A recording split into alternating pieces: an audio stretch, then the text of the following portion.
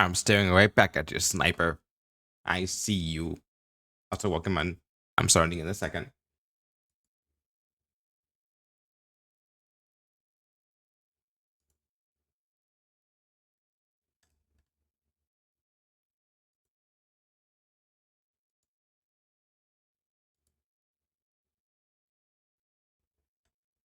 Hmm.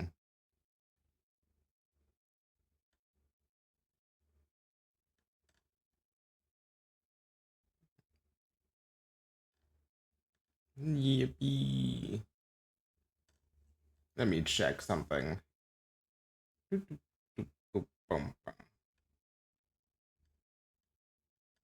Oh, this one kind of slaps though. Like low key slaps.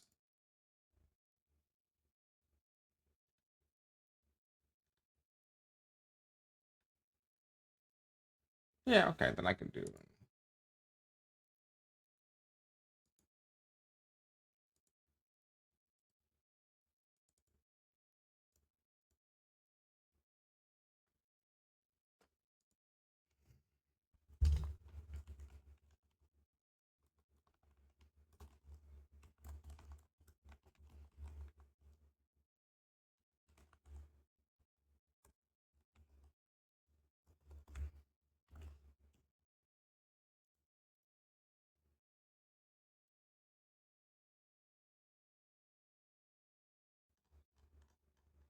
Yippee.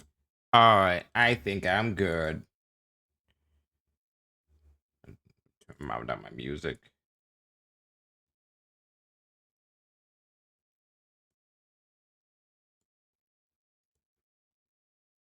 And perfect. Wait, perfect. Alrighty. Oh wait, hold on. Let me get my controller. Did I play with the controller? I think I played with the controller. Welcome back to another round of. What was I doing in this game? I need like a summary. This game needs a summary. Let's see.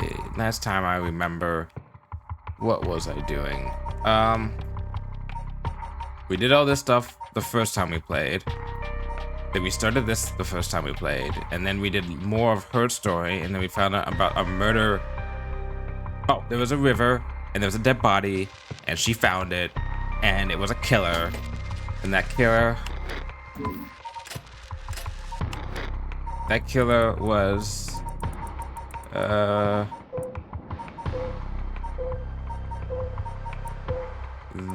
this guy, and then he helped arrest the guy, and she was the witness to the dead body of the guy's victim. Then we were finding out stuff about this, and then his daughter, which after switching about this guy's daughter, and then these people met this college student who was working for that one guy that we fucked over like twice already. And then on Yako's story, she's supposed to be dealing with successful getaway and a failure to escape. Supposed to have a spirit medium to help out find out the death of somebody who might have been a witness to her son going missing, I think, I want to say. And then her teacher was being threatened, I think, by her son. And then there's also the janitor dude, but he's not trustworthy, and he's possibly the owner of one of the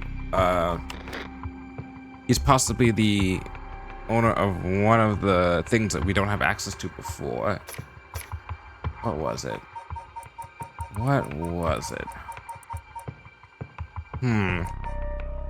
Seven mysteries. So we know some of them. This is Shogo's. It was like the quote main character died immediately. The music one. Music for 30 seconds. This is the girls one, the high school girl. We don't know who has this one, I think, necessarily. This is the mother, one who lost a child. This is the detectives, which is a really good one for a detective to have. This is the guy, that college student that we fucked over twice. Oh fuck.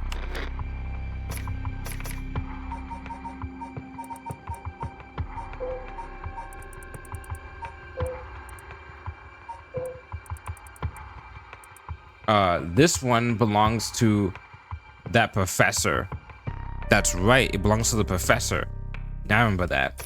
And that's the one that may have killed us at one point. A burning lantern. So the only one that we don't know about, are this one, and I think this one. Okay.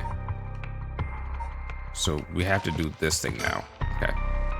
Harue has received multiple reports about other suspected curse bearers. Although concerned about Ayame Tono, I think that's a college student, who's apparently also up to the curse stone, she entrusts Richter to continue his investigation. Okay. I think I'm re-caught up the general gist. Perhaps playing this game weekly is a little bit of a hard thing to do.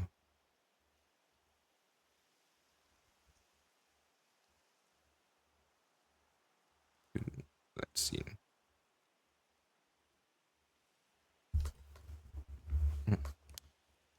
I left Richard to continue looking for the curse bearers and became home alone. That's scary as shit.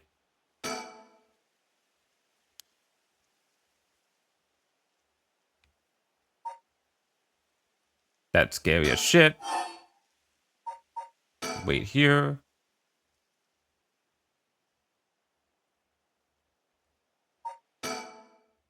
This would be enough to gather the soul drugs I need. What if nobody uses any more curses? Lose my chance to bring him back.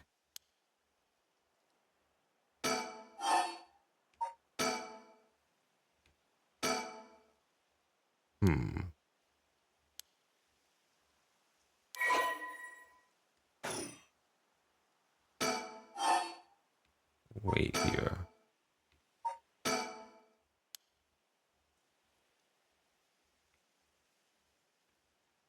Oh shit, damn. I found a mockingbird.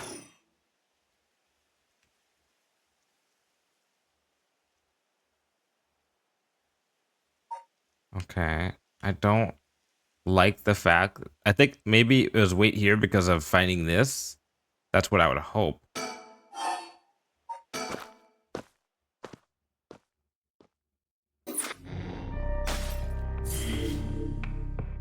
We are Harue branch of chapter 1. Oh, damn. Okay. So that was all chapter 1 stuff. After persuading our Aishi, the curse bearer of Ever Burning Lantern, to give up his stones, Susumi and Harue have obtained 3 curse stones in total. They continue the investigation of the town in search of the remaining curse bearers. I wonder if I can have it set nobody dies.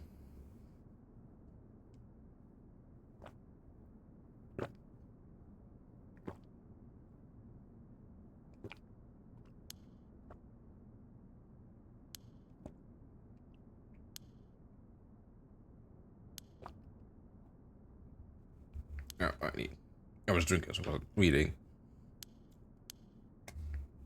Someone's been observing our movements. What? No way. It's just a thought. Either way, we should check out this last place. I forgot. Is this? Oh, I can't look at the story chart when I'm in here. God damn it.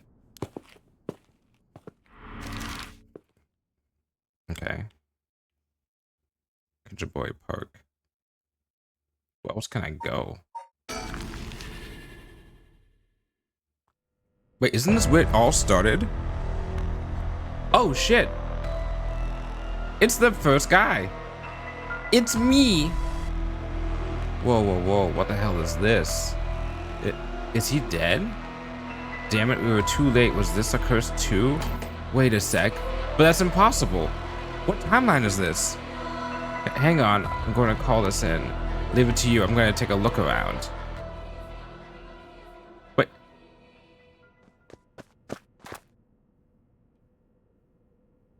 Boss, bad news. What is it? Another mysterious death was reported in the area just now. The medical unit and forensics team are on their way, but it'll take a while before they arrive. That is bad news. So they got someone else. This is a work of a curse bearer. With suspicious deaths popping up one after another, we have to assume it is. Shit, guess we'll be stuck waiting around for a while. Hmm.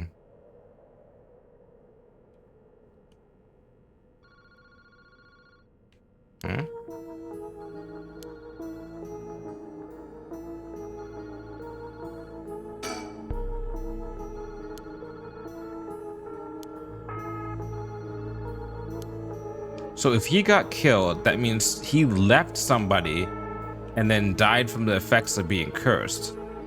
So is it the girl that he was with? Is it in this timeline, is Yoko alive and she has the thing?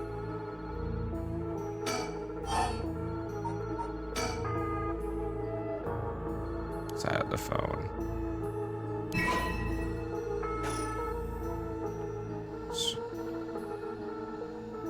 Something's not right.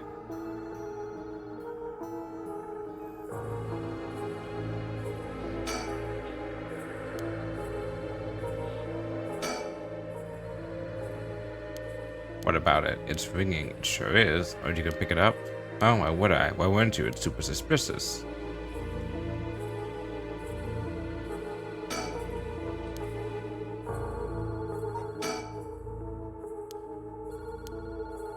I don't want to go over there because I think that he still has the curse stone on him, and then I'm gonna die.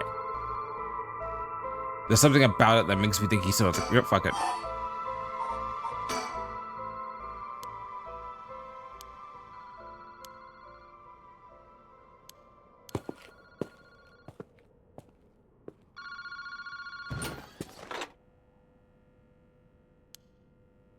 Evening detective told me. How are things looking out there? Who is this? Wow, I finally got him. The real deal. Tsutomi himself. Tsutsumi himself. Ah, wait. That's Chief Inspector Tsutsumi now, isn't it? Oh, it's the serial killer. You've come a long way since we last met. I asked you to identify yourself. It's the serial killer. Man, have you forgotten already? After all the time we spent together? What a time that was. As I recall, I gave you quite the runaround. Wait, is this... Fumichika Nejima? What did you say, Fumichika Nejima? Like the one from the Nejima murders? Yes. Ding ding ding, you got it. I got a feeling that the great Chief Tsutsumi would remember me. Okay, I spent 20 long years in a cell thanks to you. That shit was not easy. You should be thanking me. Should have given you plenty of time to think and atone for your sins. Well, haha, that it did. I've repented. My conscience is clean as a whistle. Bullshit. 20 years in a prison doesn't even begin to make up for the shit you did. I didn't know about that. After all, the justice system was gracious enough to grant me parole. What? This is the real Fumichika Nejima. He must still have a grudge against me for arresting him. So is this payback? Damn it. What is your goal? Now, you gotta understand. I've repented, seen the light. I've been a good boy since I granted parole. If you've been a good boy, why would you contact me? I've even got myself a job. I've been real serious about walking the right path. As a janitor? Well, that's very nice. Keep it up. But it was no good. When the opportunity arose, it was impossible to hold myself back. I knew I had to give you a little token of thanks, or I'd never truly be able to have a fresh start. Do you get what I'm saying? No thanks, I don't need anything. No need to do all that for me. Just try to live a quiet life. Oh, it's no hassle at all. It would be all too easy to just kill you, to tear you apart. But that wouldn't be very satisfying. Certainly not after 20 fucking years of waiting. That's a long time to nurture a grudge. You fucking bet it is. I let it gnaw at me, grow inside me. I thought of nothing else. All that time, I played model prisoner, endured the harassment those asshole guards threw at me. And I did it for you, Tsutsumi. So please, just accept my deepest and most sincere feelings. Sorry, but I'm afraid I don't feel the same way about you. Shut the fuck up. The attitude of yours is why I'm saving you for last. What are you planning? Whatever it is, bring it on. I'm not running away. I just told you I'm not coming for you yet. Pay attention when people talk, shithead. You see, this time when you see you on your knees, weeping in despair, begging me for mercy. So either he's gonna go after his daughter to go the personal route, or he's gonna go he's still gonna have a grudge against the mother character and go after her because she was the witness. Wow, oh no, I'm so sorry, dear Nejima. Please forgive me, I won't do it again. Shut the fuck up. This is exactly why I've always hated you so fucking much. What a potty mouth. It was worth a shot. Did you really think that that would save me, asshole? You must be crazy. Well then we're both crazy. We've got so much in common, we should be friends. Enjoy cracking your jokes while you still can. I'm gonna kill everyone you care about. Okay, yeah. One by one until there's no one left. Sorry to disappoint, but I'm a lone wolf. I don't have anyone like that in my life. Boss, what about me? Oh wait, you're just trying to protect me. There's not a single person you care about? I wonder what your sweet daughter would think. Yep, if she were to hear that. Don't you fucking dare, I'm warning you. Oh, very nice. This is more like it.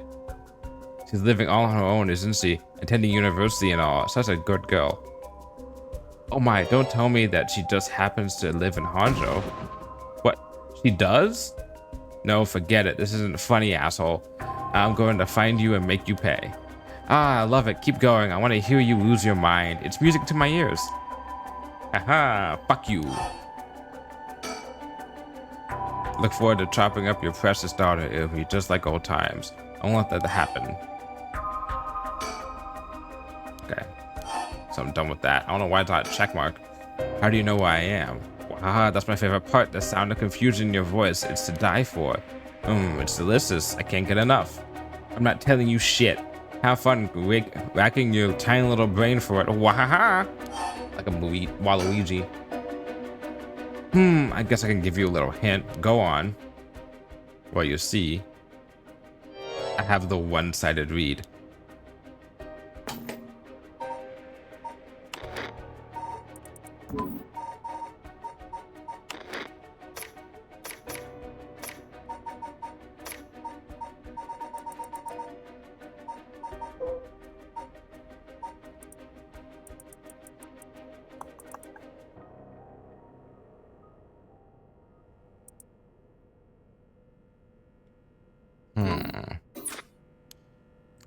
Assuming you have the Evergreen Beach, no? Nejima, you're a curse bearer? You're using the power of a curse. Indeed, and what a peculiar curse it is. But that's where my hints end. Wahahaha. God damn it, the curse echo couldn't have fallen into worse hands. Now, one more thing we should discuss. In fact, it is the most important thing. I thought you were finally going to shut up. I'm already sick of you, so I'll pass. Oh, but you don't want to miss this. It's the main course. I could just go after your daughter, but something tells me you'd get bored. No, I'm good. You got me real fired up. You're in my head. Well done. But this is a gift tailor-made for you. I'm going to kill all the people you swore to protect, every last person living here. You couldn't. Oh, but with this curse of mine, I can. I'll give you until dusk. By then, I could probably get a couple hundred people or so, and it'll all be your fault. Oh, it must be so hard to know they'll all die because of you. So tragic. It must be tearing you apart. Wahaha. Don't fuck with me. There's no way an amateur like you could pull off a curse like that strong. Unfortunately for you, I absolutely can. My curse stone is a particularly strong one, which means I can have my fun without needing to hold back one bit. It's almost like the Feast of Shadows was cast just for me. You're surprisingly well informed about this. Who was it that tipped you off? Who knows? And how about I kill you myself first and then ruin all the fun? How about that, asshole? Idiot. You think I'd call it off just because you were dead? There's no running away from you. I'll find you. I won't let you get away with this, Nejima. You've got 12 hours. Do you really think your paltry little organization, will be able to make a dent in my plans? Oh, the sacrifices made will be heavy. I can't wait to see you sobbing with regret. Wahahaha. And I'll even have enough soul drugs to pull off the rite of resurrection. How splendid. Wait, Nejima, you're after the... Anyway, see you around. Bye-bye now. What would he even use the resurrection on? I can kind of see him using it on like a victim to bring him back and kill him again. Like kill me and then use the resurrection to bring me back and kill me again. Ayo, did you catch all that? Nejima, what is he planning? Who knows? For now, we need to find him and get him into custody. Send word to HQ. But the fact that the 7 mysteries are wrapped up in this is going to make things tricky. You mean with Nejima being a curse bearer? Just our luck, really. It couldn't have been a worse guy.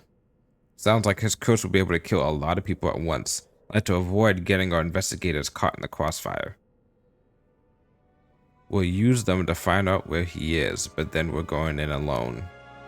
We should try to collect as many curse stones as we can before then. Let's hurry. Aye, aye, boss. Was that all just the first day? I was reported that a total of 3 suspicious deaths were discovered that night. Nejima threats, along with the curses, were kept a secret from the general public. However, the Hanjo serial killings still made international headlines following the death of police officer Hajime Yoshimi. That's right. So it's him, it was Shogo, and there's somebody else. At Tsutsumie's request, a large-scale investigation was launched into Fumi Chika's Nejima's whereabouts. Tsutsumie and Ario themselves spent the rest of the night looking for curse bearers in the area, but their search ended in vain. And with that, the curtain closed on that cursed night. 12 hours to sunset. Okay. So these are all chapter 1. So, like, he is not a main character. He ain't coming back. He ain't gonna be in Rush Hour 3. Because he died here, and then he died here. This is the main one that I did. But this is the actual one that prevented her from dying that I did. So something happened between here and here that caused the death. Interesting. Let's do this one first. Bringing her friend back from the dead means she'll have to pay the price. Yako makes it home safely, but she still isn't sure how to proceed with her curse. She worries about Mio as the night passes. Okay. That's right, because I killed Yako in Shogo's storyline, but since Shogo died, Yako's alive.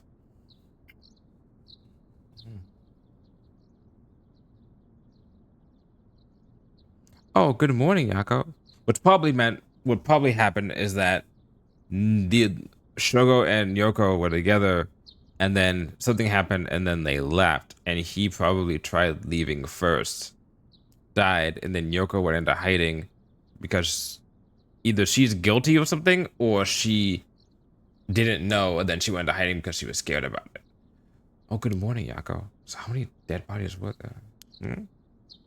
Yako, rise and shine. Huh? You're up. Huh? It's morning. Are you okay? Can you remember your name?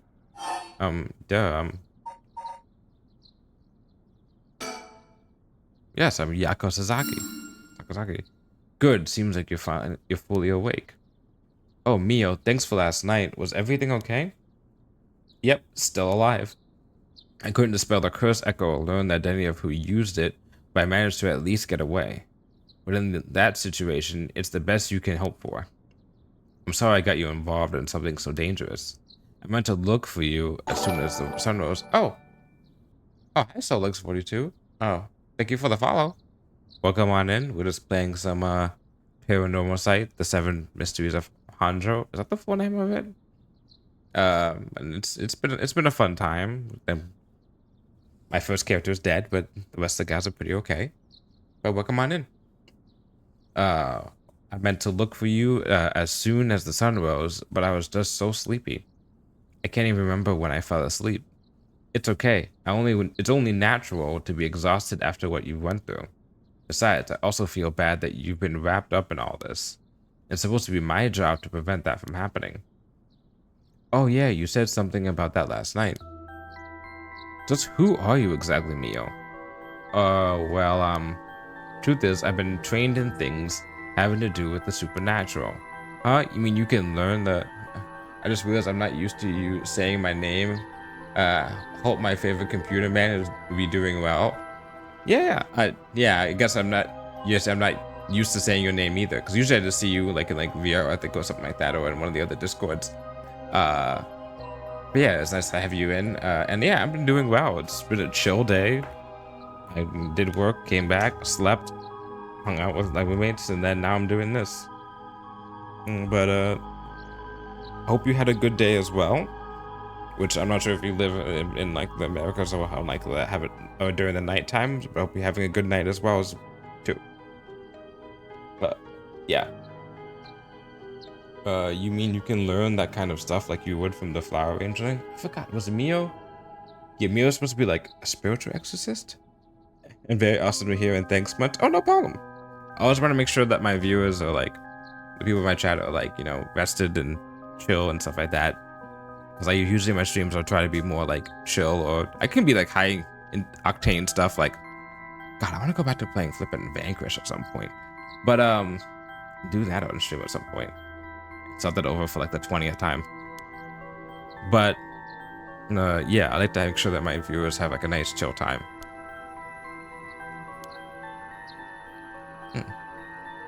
Hydrate? Oh, well, if that's the case. Oh, yeah, I have my drink right here.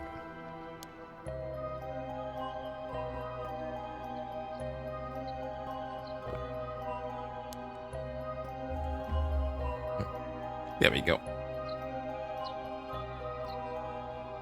Schools have always had more paranormal disturbances because young people tend to be more susceptible to these things. Makes sense to me. I'm sent to schools that may experience something like paranormal and put a stop to it before it happens. I feel that's like the. I feel that was like the synopsis to like a cartoon I grew up, like a Nickelodeon thing. I don't know.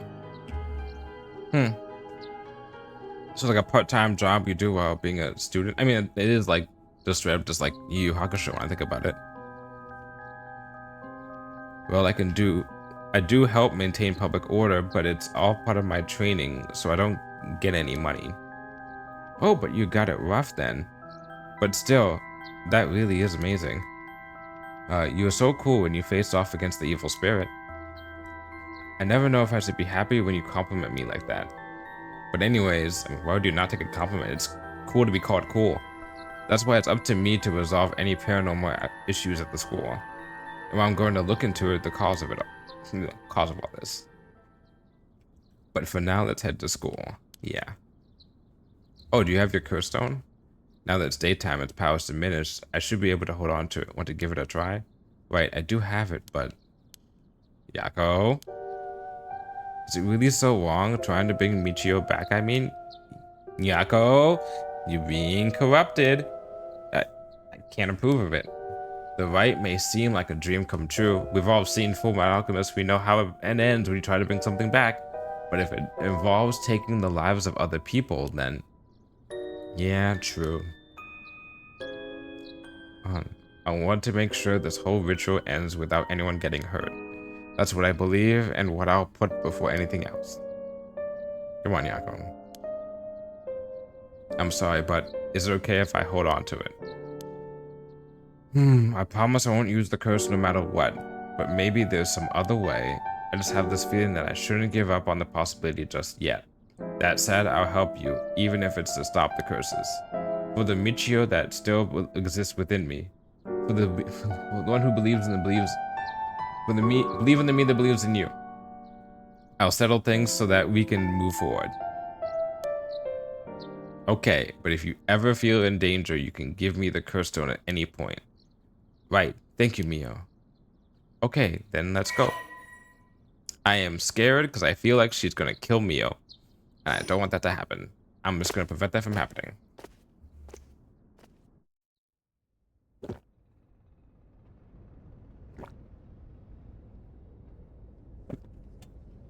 I'm going to refuse to use the curse stone unless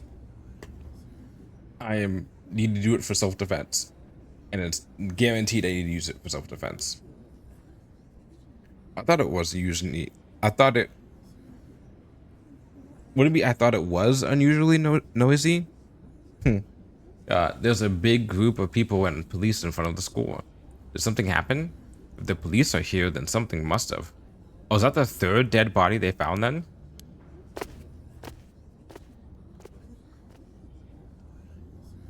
This isn't good. What happened? Don't panic, okay? The first teacher who came to work this morning found something. Okay. Mr. Giornucci was found dead in the middle of the school grounds. Oh, what? But...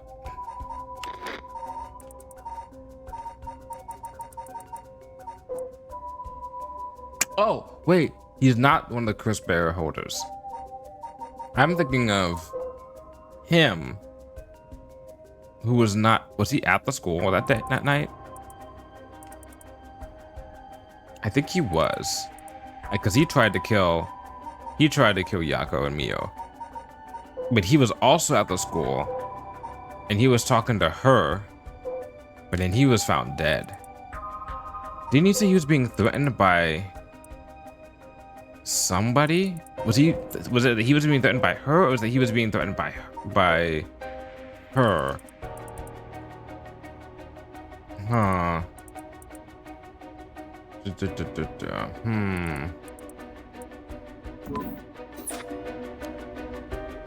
But that's not all. Wait, hold on. Actually, no, I have it right here. That's of interest.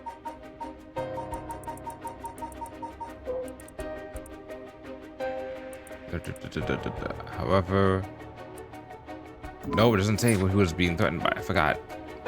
I don't know this either since I didn't watch the morning news, but rumors are spreading that a number of bodies were found nearby. What? There's no way. Why? Could it be because of the curse? We don't know enough to say. But when I heard Mr. Giornucci's body was in the middle of the grounds, but his body was covered in bruises like he'd fallen from somewhere high. Weird. Taking into account his unnatural death at that time, it very likely has something to do with the curse. You're saying someone used the curse on him last night? Seems like it, doesn't it? Wait a second. That's how Michio died, right? Wasn't it that... Oh, files. Hokusai, Mockingbirds. Oh shit, go back. Oh fuck, I fucked up. Candy shop. Secret residence. On files. Gameplay guide. Note on Michio Shiraishi. Died from full-body blunt force trauma in an alley off of the South Hokusai Street. Body believed to have been fallen from the roof of a nearby apartment complex. 1 week ago. Is it possible somebody already had a curse already? Before anyone else did, and then used it on her? And then Mr. Giornucci... Wait a second. Wasn't she the one that was... said that she... Okay. Hold on, I'm cooking. Hold on. Her son was killed. Her son was seen by somebody to be found dead. Right? Died a week ago.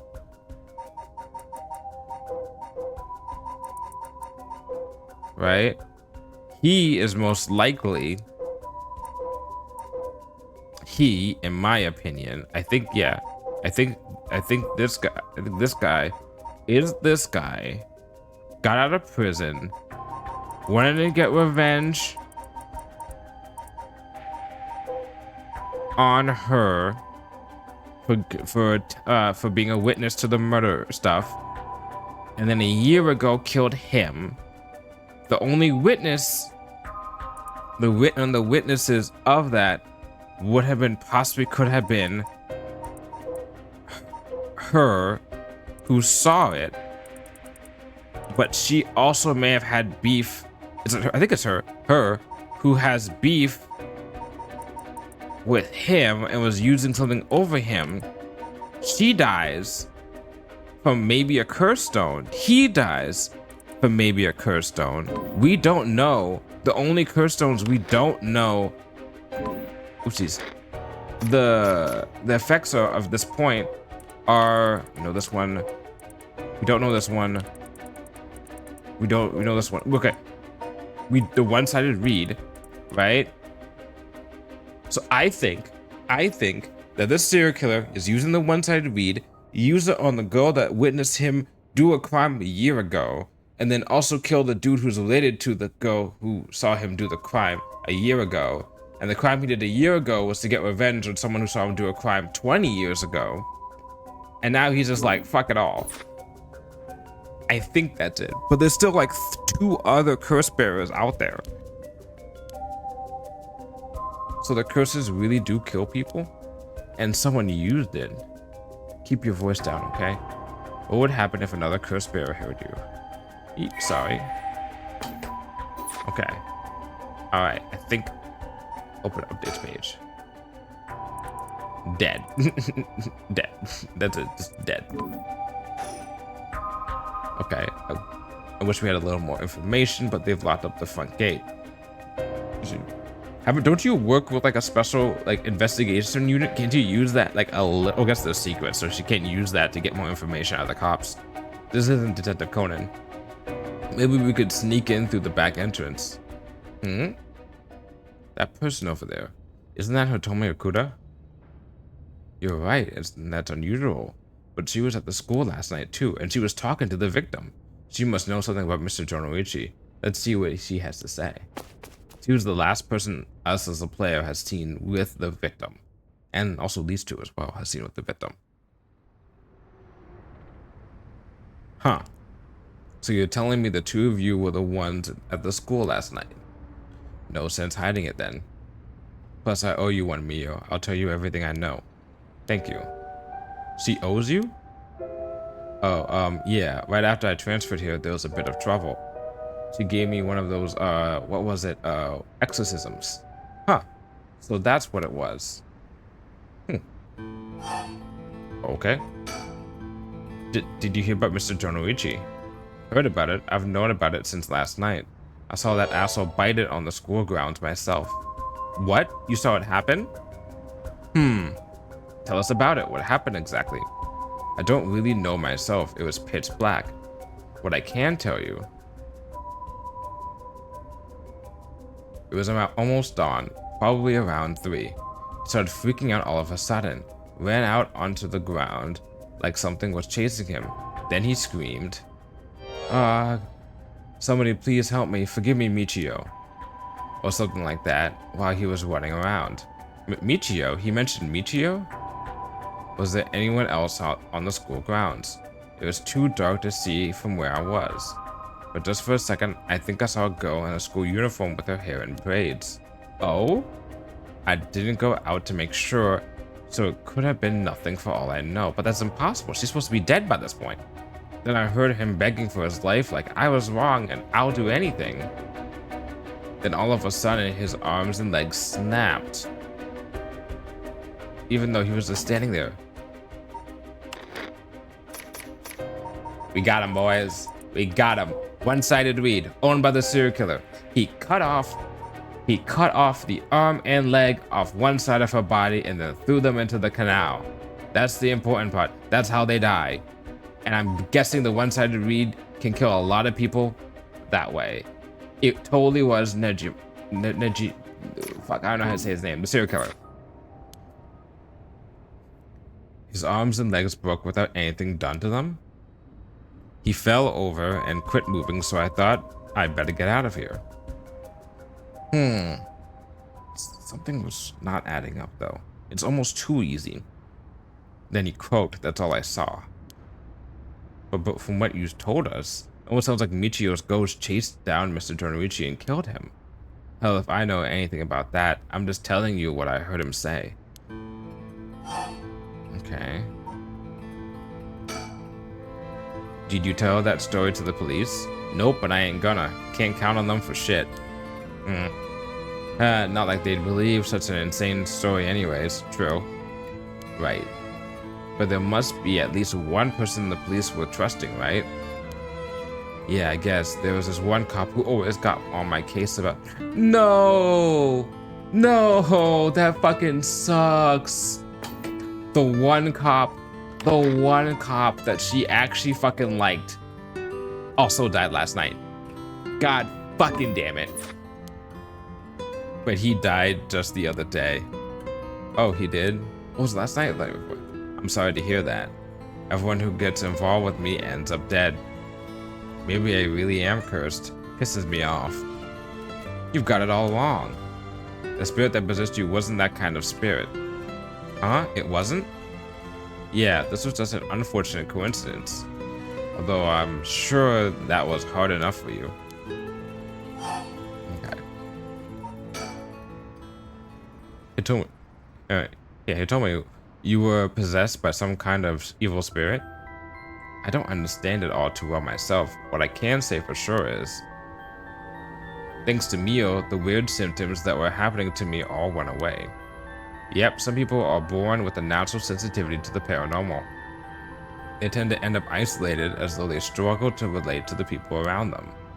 They also tend to draw spirits to them naturally. Spiritually gifted, you know. This can cause strange symptoms they don't understand, like headaches, muscle stiffness, and hallucinations, even memory problems. I'm sure it must have been very hard. So that's how it works, huh? People also have their personality taken over when possessed too. I'm like you are right now. It's possible with spirits who have a very close relationship to their target, like siblings or a parent or a child. A parent or child. But you almost never hear about people being taken over completely. It's when the two parties aren't in sync that those negative effects can start to appear.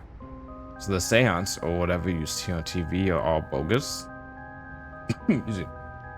Not quite. There are mediums and diviners who can align their minds with the spirits they call.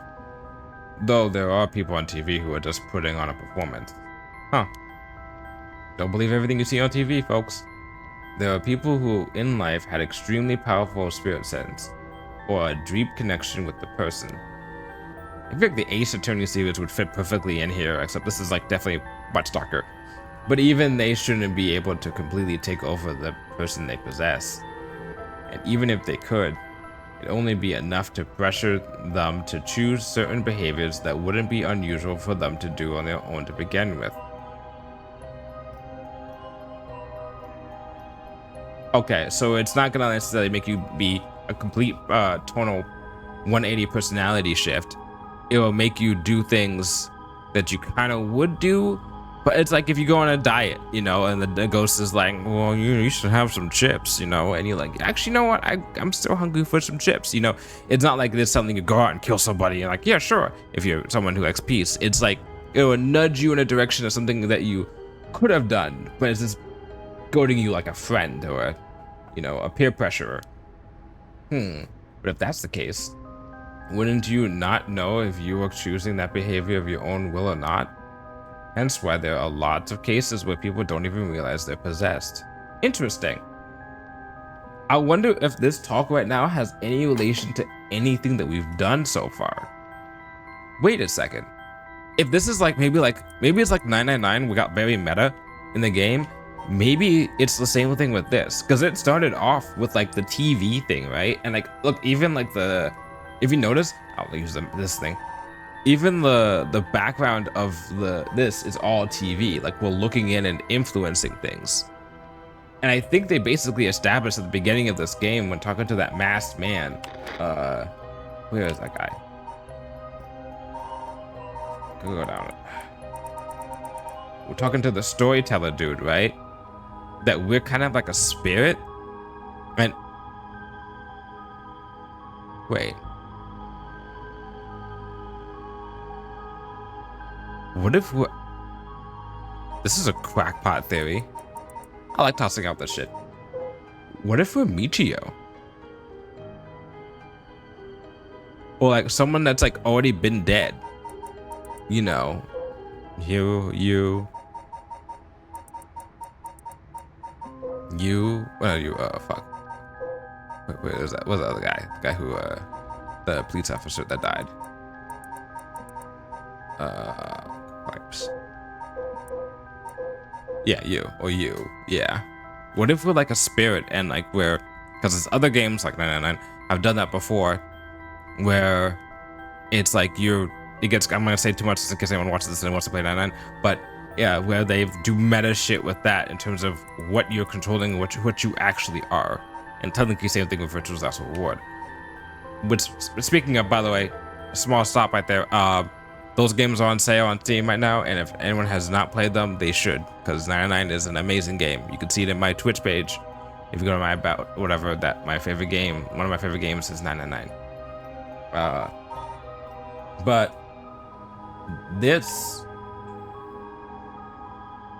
what if the decisions that I'm making are supposed to show that like I'm possessing people and making them do things, but I'm not necessarily making them do things that are completely out of the norm of what they're doing. Or maybe I'm just thinking way too far into this. The deeper the connection in life, the easier it is for that to occur.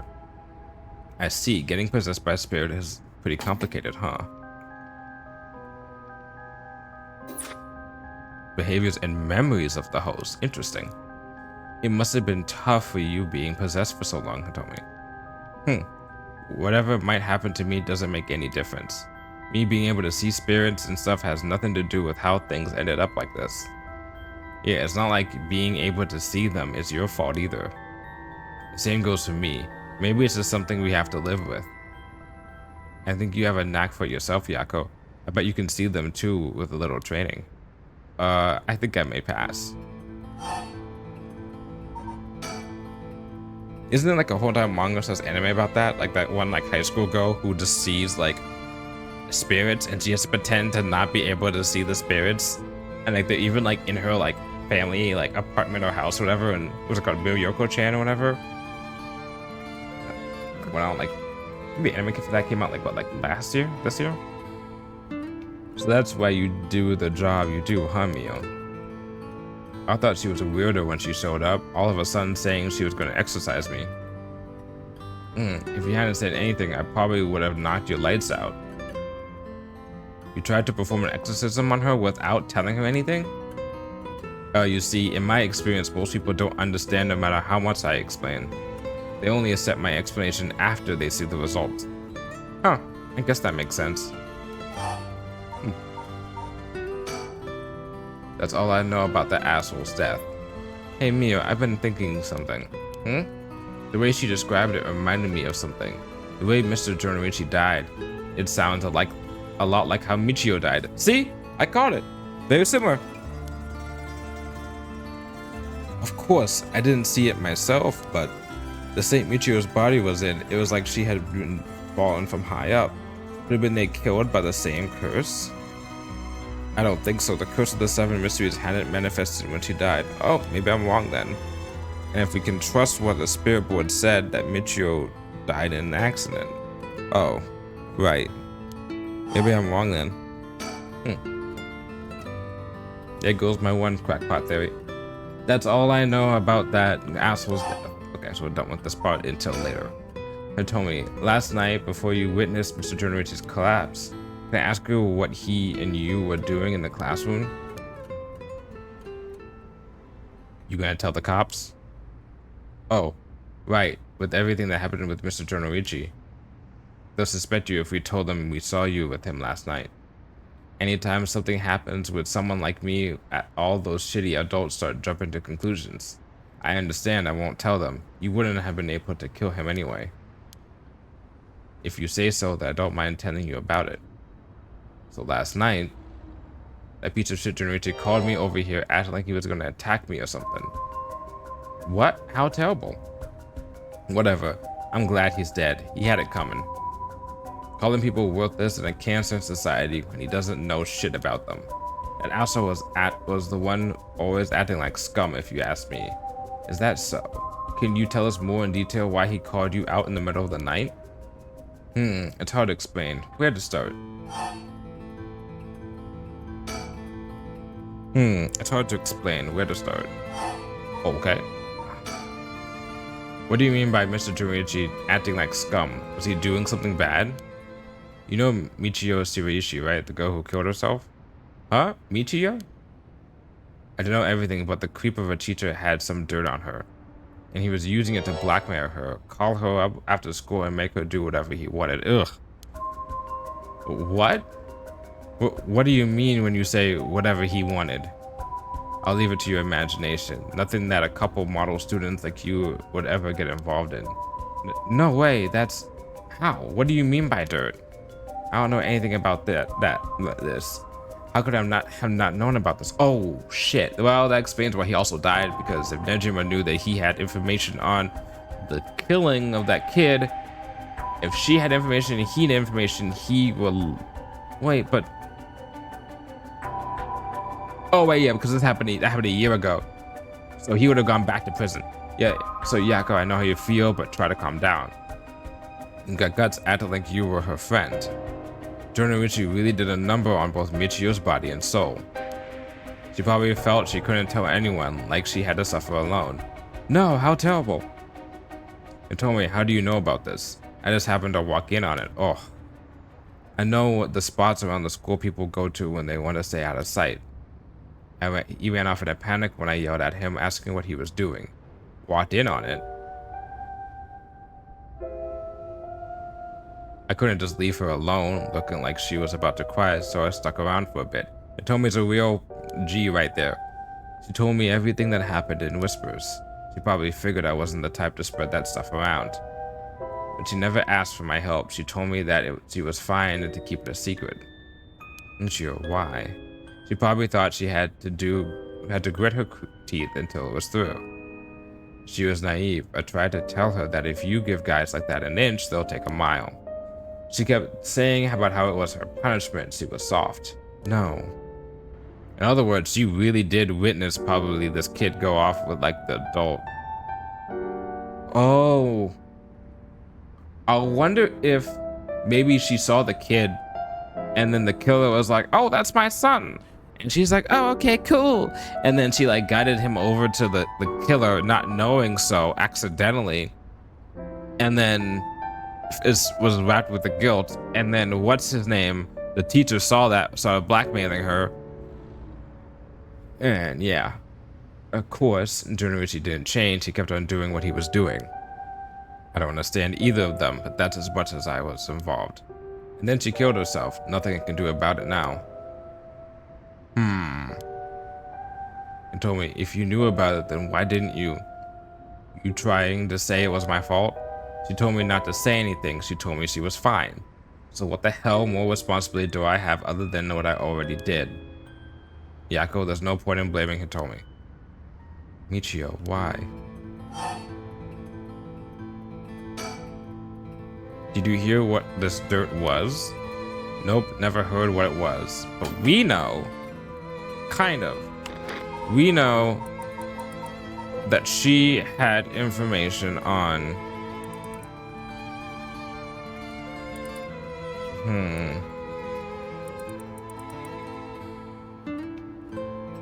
That she had information on... Man, and this guy has a fucking nerve to go to fucking... my guy Victor and be like, oh, please help me. This Michio's got blackmail on me. Ooh, fuck you, asshole. Fucking piece of shit. Anyway, we knew that she was the witness to his kidnapping. And that's probably what the dirt is. But from the sound of it, he'd been blackmailing her since about a year ago. Yep, okay, exactly. For that long? Oh, hey there, Sniper. How's it going? It's been cool. You come in during a serious time in this game, but it's cool. The dick probably caught her doing something she shouldn't have been. You are well? That's good. Oh, and you're jamming too. Oh, that's Solix. Pretty. Stood well behaved, but there's more to a person than meets the eye, you know? There must be some reason. Dunno, got nothing to do with me. Okay, so, last night, how did it start? Oh, right. Remember that nosy cop I mentioned who was always on my case? He died at the former Yasura Gardens a couple days ago. Yushimi was his name. We already saw his dead body. In the detective timeline. He was part of the juvenile division. He didn't look like a cop at all. Real rough guy, but good at looking for folks. So he was the only one I could talk to. Huh, so there was someone like that with the police. Too bad he ended up dying. Oh, another thing. One time he suddenly introduced his fiancée to me. It was hilarious seeing a big guy like that, like a shy little kid all of a sudden. He told me that she was like me when she was my age, and that she was on my side.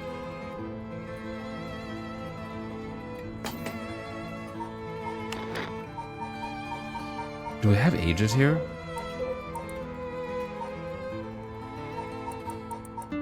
No, it couldn't be.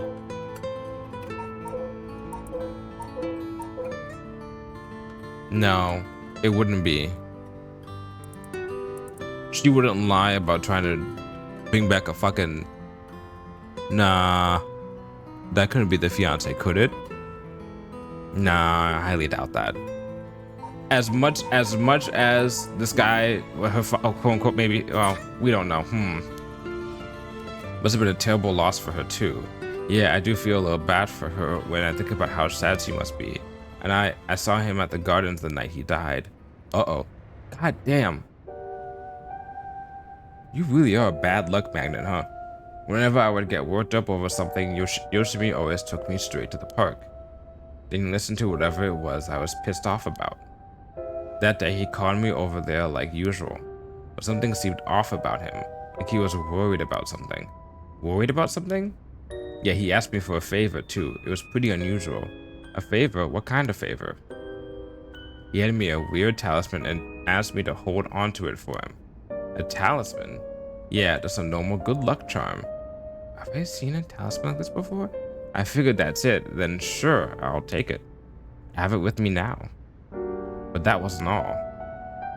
Then he told me that he wanted me to look for a talisman Michio Shiraishi had that looked like this one. Was he in the supernatural for the precinct? Michio, what does she have to do with this? Yoshimi had been meeting up and talking with her. That's right, we did establish that. While they were together, he noticed that she had like a special talisman or something. But apparently Michio always avoided the subject. A talisman that Michio had. He knew that I knew her, so that's why he asked me, he said. Could there have been something that Michio couldn't tell even the police about? Is it possible she also had a curse stone, even though the curse is activated earlier? I know things at home were a little complicated. From what I heard, Michio was keeping her mouth shut about what Junichi was doing to her. Hard to talk with the cops when someone's got dirt on you. And I didn't squeal on anything about Michio either. What is it that had such a strong grip on you? So basically, Yoshimi didn't just have his eye on Michio, but her talisman too. But after she died, he didn't know where it ended up. Maybe Junichi had it? So since I knew her from school, he wanted me to look into it for him. Is there something special about the two talismans? I wonder why he gave it to you. Hell if I know. When I looked inside, it's just a weird, kinda grimy scrap of wood. Oh my god, she has a curse stone. So you've seen inside it. But from the way he was acting, it seemed somewhat important. Are all the pieces of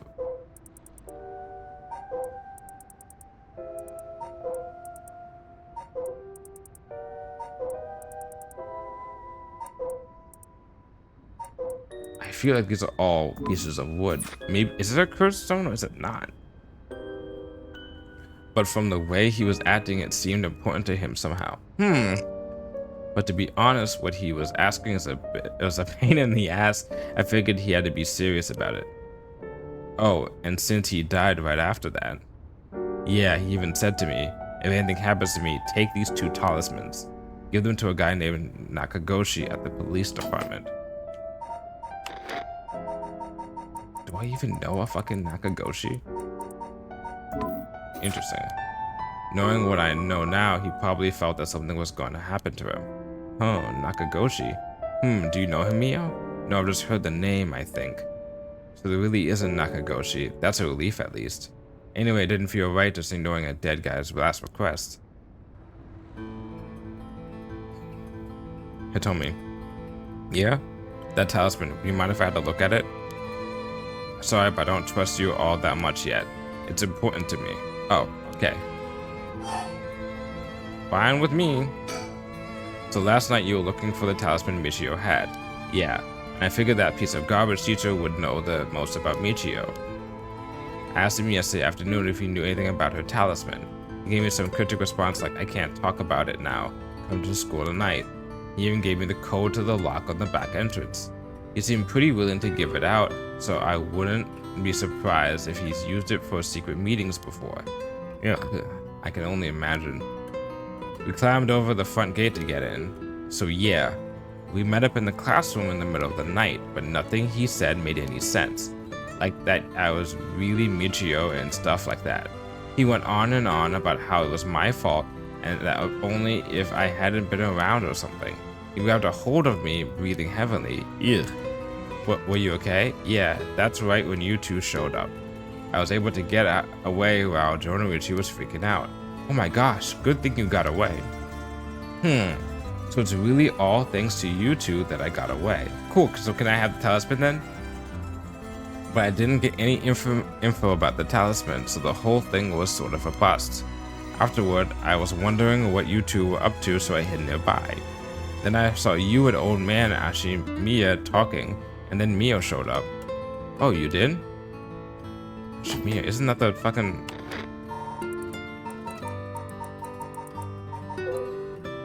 Yeah. That's also why I saw Jonorichi come back outside and bite it. I see. So, you were only here to look for Michio's talisman. Interesting.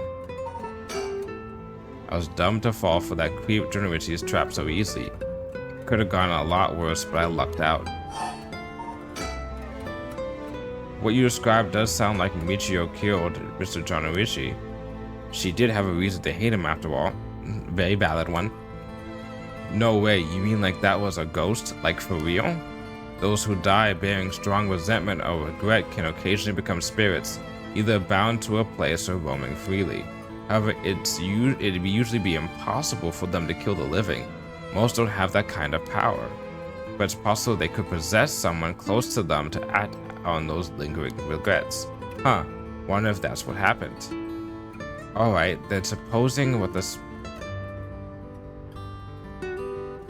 Do you think maybe she possessed Yako and then Yako went back there and then did that to him? Like she possessed Yako, dressed up in the braids, went over to back to him and then... Wait, hold on.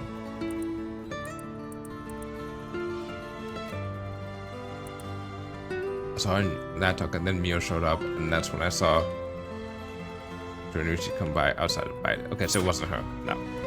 Alright, then supposing what the spirit board said is true and Michio's death was an accident, then she must have had some regrets. If she really hadn't given up on living, that is. I don't think she was the kind of girl who would just give up no matter what the situation. I don't really know, but she didn't seem like she had something tormenting her so much that she'd kill herself. And that's all I know. Happy? I still gotta look for the talisman. Sure.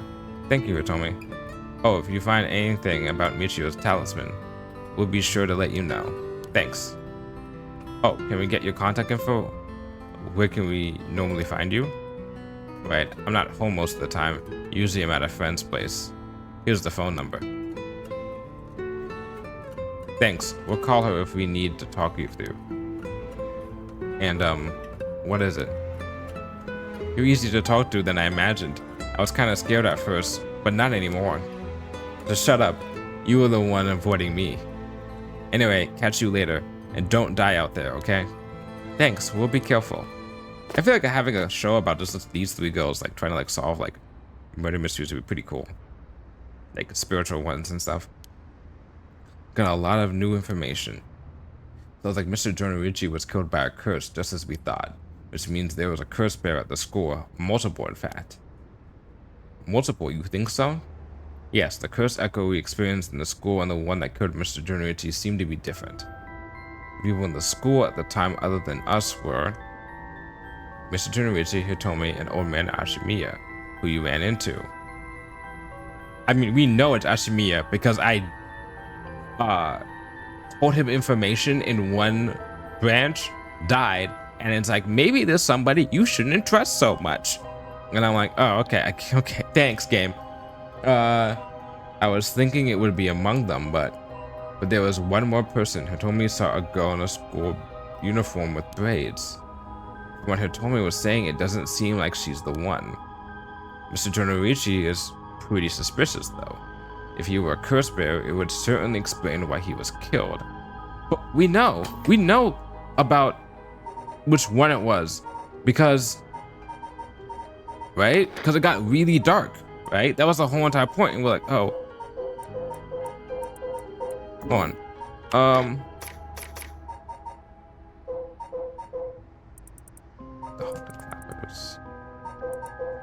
which one's the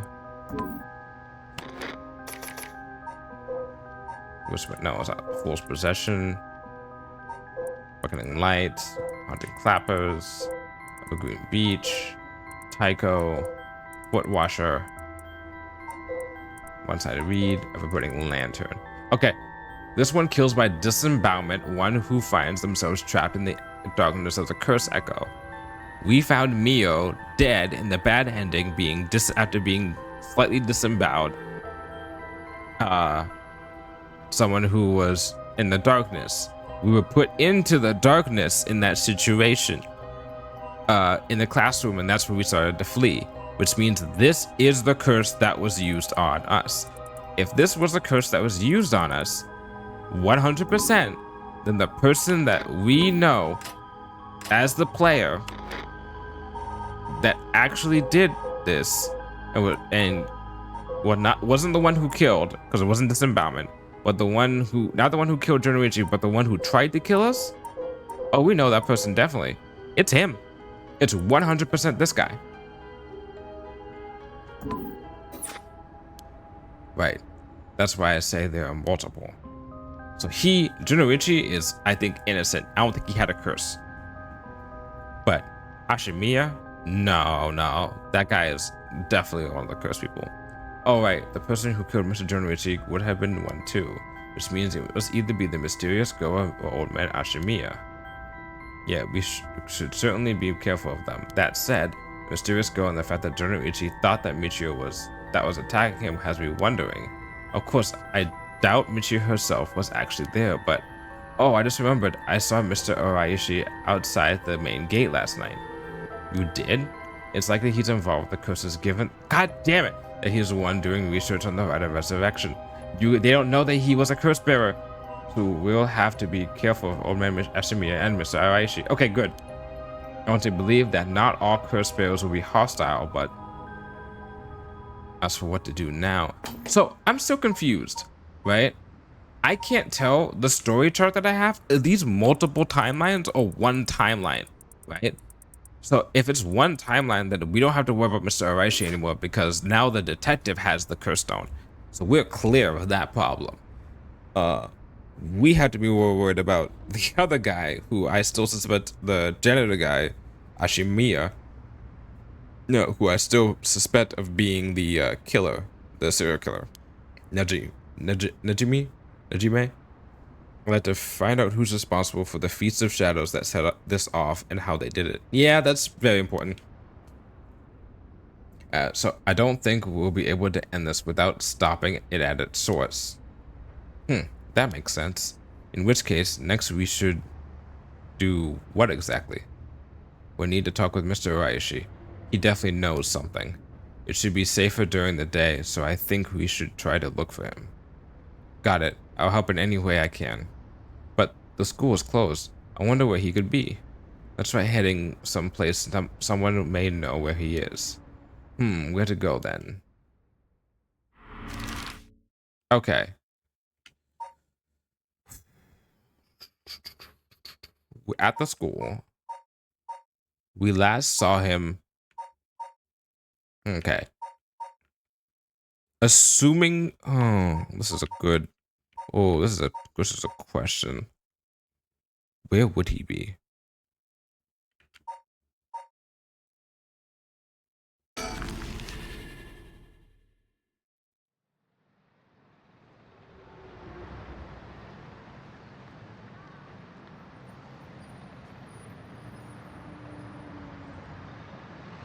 So, decide the next location to investigate.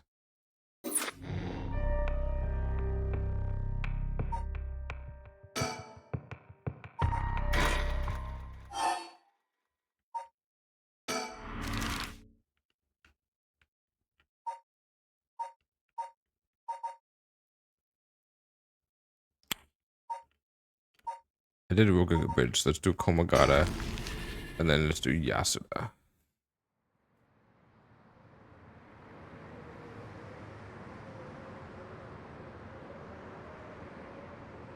Okay, so it wasn't here.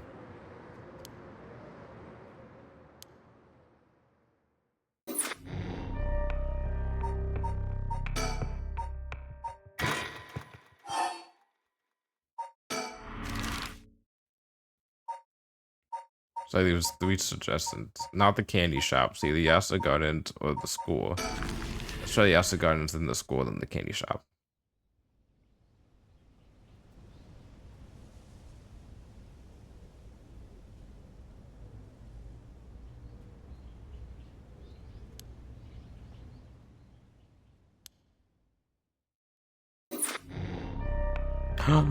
Oh, oh, oh, I see what I need to do. Okay, hold on. If it's not neither of these two, I think I have to, I'll figure it out after. I need to go back to the police one, and maybe the police one I need to get to 9 a.m.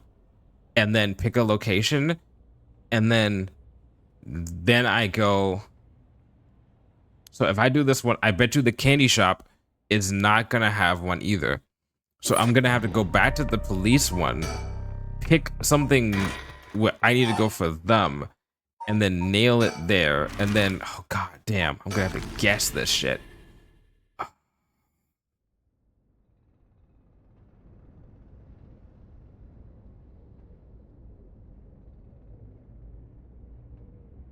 Yeah.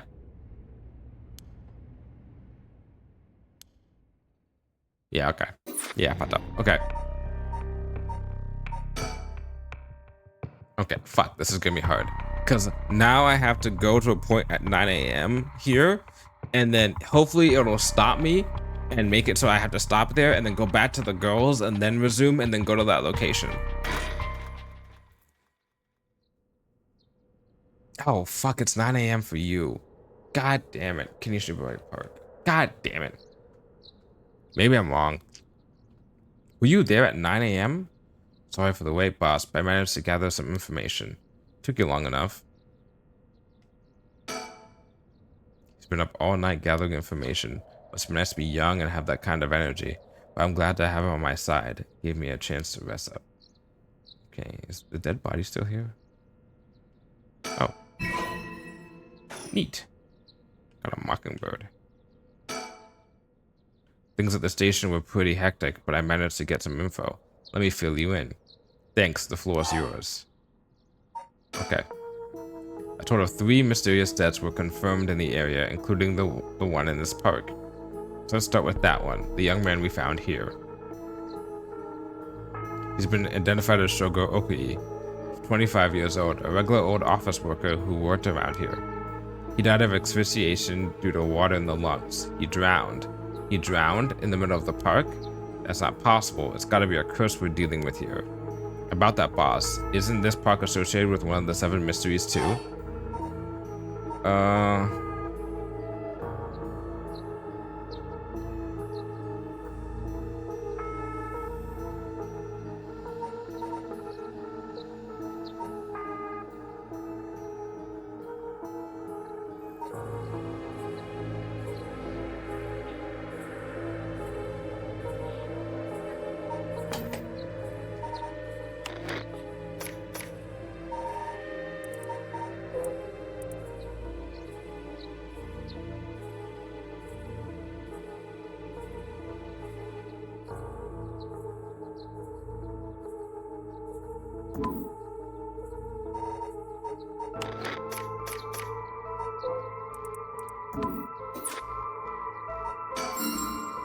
That's right, the Vespering Canal. It does seem like there'd be a link between the canal and death by drowning, don't you think? Stop thinking, Ario. You're starting to get the hang of this. So let's assume they're related. What's next? Before that, the body of a woman was found behind a residential complex in Kamezawa. Oh, shit. Victim was identified as Tawako Hayashi, 29 years old. She was an office worker who lived on her own in the area. As for the cause of death, well, yes. The entirety of her body was crushed by some kind of external force. Holy shit. No murder weapon was discovered in the area, but considering the way she was found, looking for something large, flat, and heavy that could have been crushed to her in one fell swoop. Hang on, you're saying she was stepped on? Meaning that would be the foot washer, would it not?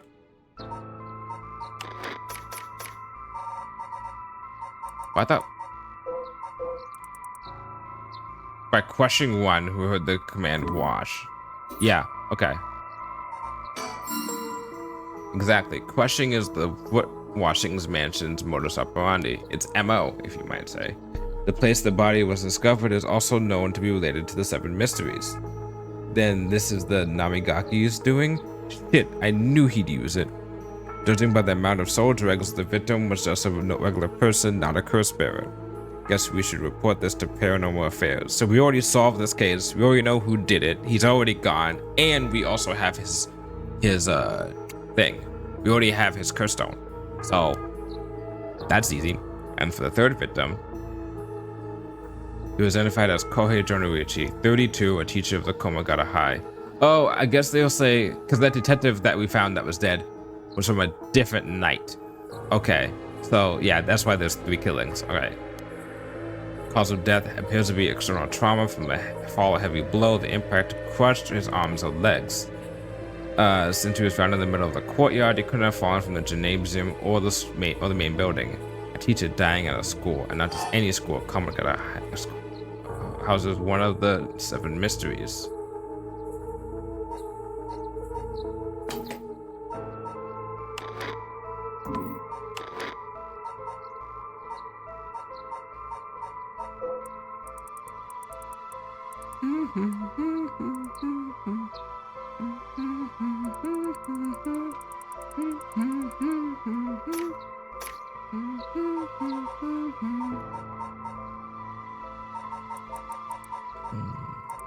Isn't that the one-sided read? Is that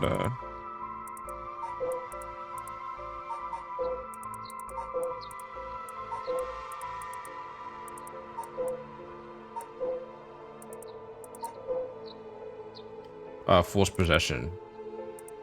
Oh, shit. So that's why the curse stones are coming up here. They're spotting in the locations what they're important to. The one that's determined with Yasura Gardens. I got in Yasura Gardens. Oh, shit. Wait. If we know that, couldn't we reverse figure out some things? Like, Kinshibori is related to this. The clappers are related to the bridge near present-day Shimoku Bridge. And maybe that's why she remembers it, because she has a big tie to that bridge, and that's why I appeared before her. Midoricho. Where is Midoricho? Is it like a map? Oh, there's no map. That would be very fucking handy if we had a map. Okay, well. Anyway, Komagata is related to, fuck, which one is it?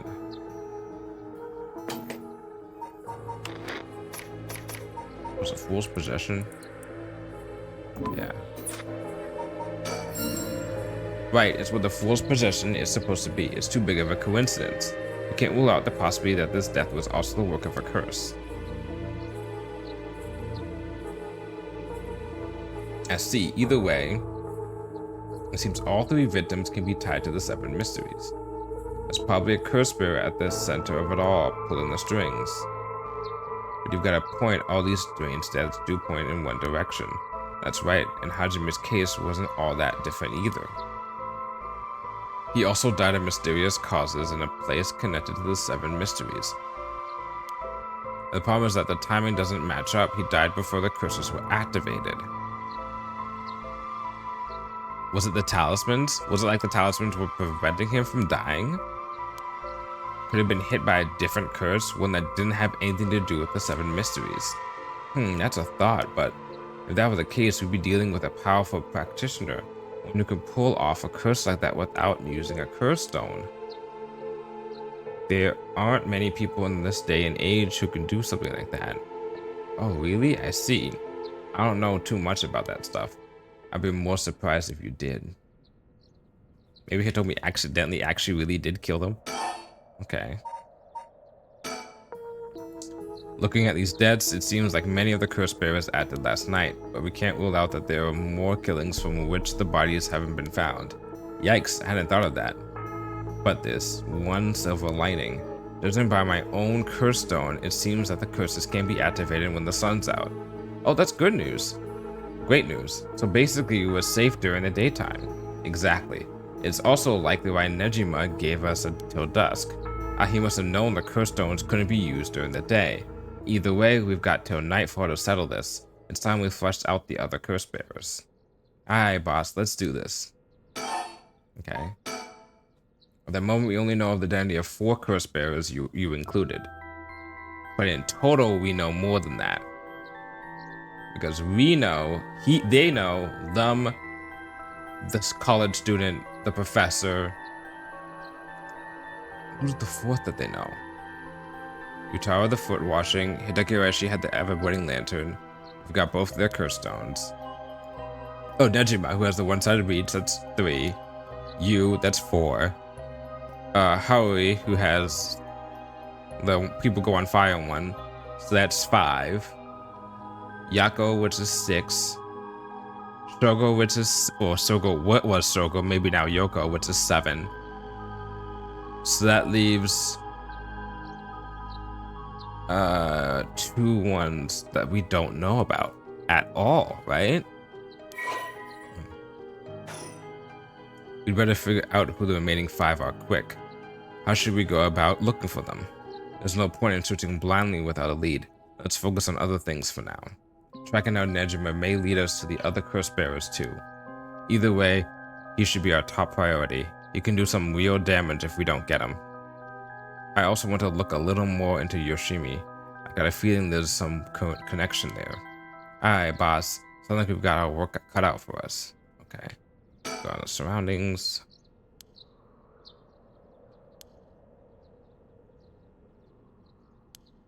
Okay. Is the dead body still here? Oh, we can't even look that way now.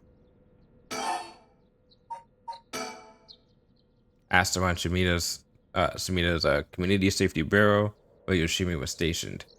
It looks like he was investigating the apparent suicide of a girl named Michio Shiraishi. Ah, yeah, I've heard about that. He was trying to determine whether it really was a suicide, looking into the height of the building and the force of the impact, her wounds, all that. He must have suspected some kind of foul play because he ordered a full investigation. But it had already been deemed a suicide and his superiors told him not to go stirring things up. Interesting. Huh, what was the evidence? According to the report I found on his desk last night, the body was found in the foot of a building a ways away from the road. There were no evidence of vehicular collision, so it was ruled as a suicide, but he thought there was more to it? Yes, a truck or other flat-faced vehicle traveling at high speeds could have inflicted similar damage. In other words, sometimes a traffic accident can look an awful lot like a fall. So there's a chance that it wasn't a suicide, but what a terrible way to go. There were no brake marks on the road, meaning it would have been a hit and run. The vehicle would have hit her without slowing down at all. This is turning into quite the grisly case. So either it's an accident or it's a hit and run is what I'm hearing. But the vehicle couldn't have come out from a collision like that unscathed. Exactly, so I asked the traffic barrier to keep an eye out for any vehicles with frontal damage. but I haven't heard back from them yet. I don't think they're looking very hard, so we've got no proof. That said, if it was a traffic accident rather than a suicide, it's possible that someone silenced Yoshimi because he was on the verge of discovering the truth. That's true. You think the driver is the one who did him in? Not quite. Yoshimi had already talked to forensics in the traffic barrier, right? His death wouldn't have covered things up. You're right on that. Even if the suicide was a cover-up for a hit and run, it doesn't seem like enough reason to kill a cop.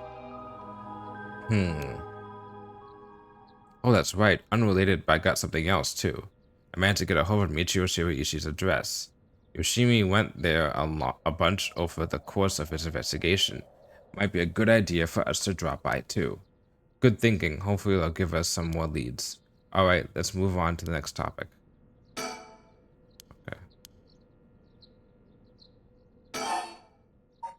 Okay. Remember the girl Yoshimi went with the other day he died? Went to Tomi Okuda? Community safety didn't have any contact information for her on hand. Not even an address? Well, they had her parents' information, but when I called, they said they hadn't heard from her in a month. Lots of family issues from the sound of it. They even said they didn't want anything to do with her anymore. Fuck you, bitches. Alright. That said, she still goes to school once in a while, so we might be able to find her there. Not sure we really have the time for a stakeout right now, but she could be a key witness. Can't we have community safety track her down for us? We can, but it might be tricky to get it done today. For starters, Komagata High School is closed today. Ah, because of the teacher that died? That's right. Alright, but if it's not something we can do today, we may have to forget about it. Let's move on then. Shit. Okay. I got some information about Yoshimi's fiance from community safety. Her name is Mayu Chozawa. Okay, so she's none of the people that we heard. 27 years old, she works as a beautician in the area. Look, if we managed to get a picture of her, she sure is a beauty. But, oh boy, here it comes. But what? Community safety hasn't been able to contact her since Yoshimi died. Not by phone or at her house. In other words, no response. Dead silence. There it is. Can't things just be easy for once? Okay.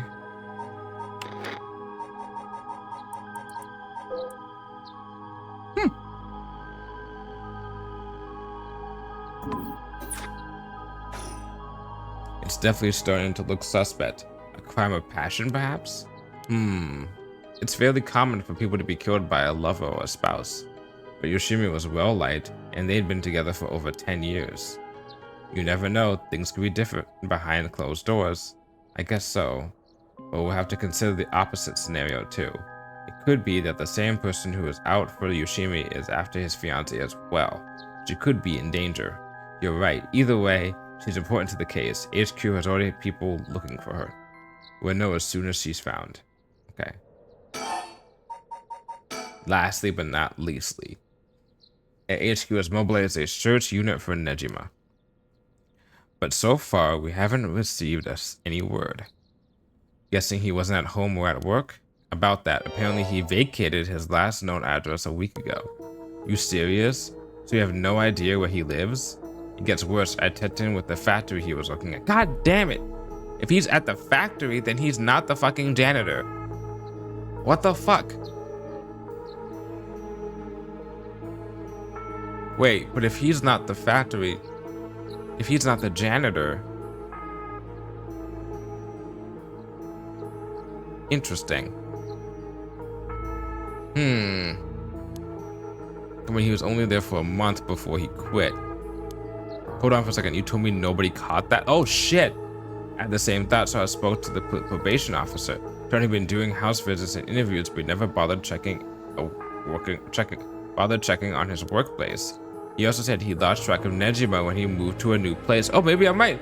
Maybe it is still that guy. Woof. My theory is still intact. Please, that's sloppy.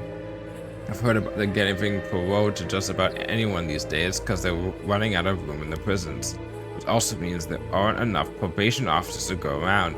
Dude's probably overworked. So Nejima got to fuck around unsupervised. God damn it. That asshole is annoyingly good at faking remorse, or insanity, whatever the situation calls for. Back when I arrested him all those years ago, just talking to him left a bad taste in my mouth. He's probably hiding under a false name. I wonder who he could possibly be. He probably wished would make it hard to track him down. That explained why he so brazenly made contact. Asshole, he's mocking us. Well, for now, the paperwork to circulate his name and mugshot is being filed.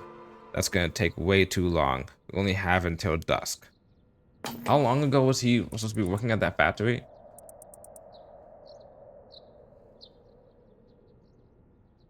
The factory he was working at a week ago. How long ago was he released?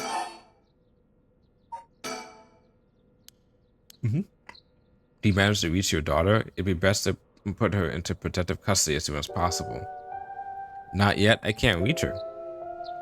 They called, but she's not picking up. Wasn't home when they went to the house either. That's not good. Does that mean she never came home? And why weren't you the one trying to reach her? Shut up. I don't have her contact info, alright? Damn, she really doesn't trust you, huh? Either way, I told her mother that it was an emergency and that we'd send an officer to find her and get her to safety. She was real reluctant, but I got her to agree. I guess that explains why you got divorced. But if you or her former father can't find her, how the hell did Nejima do it? Former, huh? That cuts deep. Yikes, sorry. It just kind of slipped out. Anyway, I suspect it has something to do with his curse echo. Back on topic already, huh? He said his curse could kill a lot of people in a short time, and even allow him to act from a distance. I see. The one-sided read. What was the story about again? Something about a man stalking a woman who goes insane and chops her up. Ah, right. One of the more gruesome of the 7 mysteries. As for Nejima's whereabouts, all we can do is throw more people at it until we find something. I'll check in with HQ frequently to see if they've got any updates. And that's about it. And now, after talking about those grisly murders and serial killings and all that stuff from what happened with all the girls and all that stuff, let's put on some nice jazzy happy music. Let's go. Shall we continue our investigation? We can go to Komagata High School to look into Hitomi Kura, or go to Michiru Shiraichi's house to find out more about her.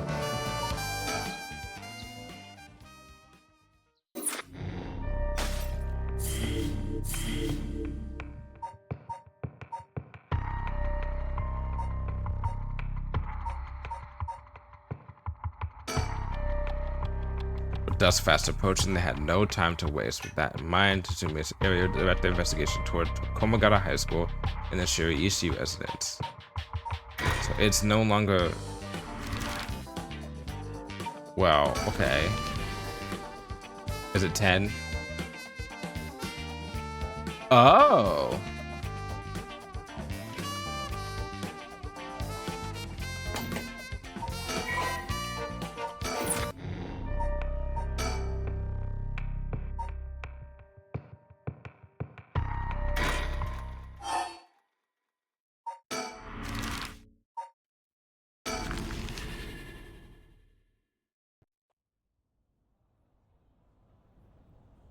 Got him. We got him, boys. We got him.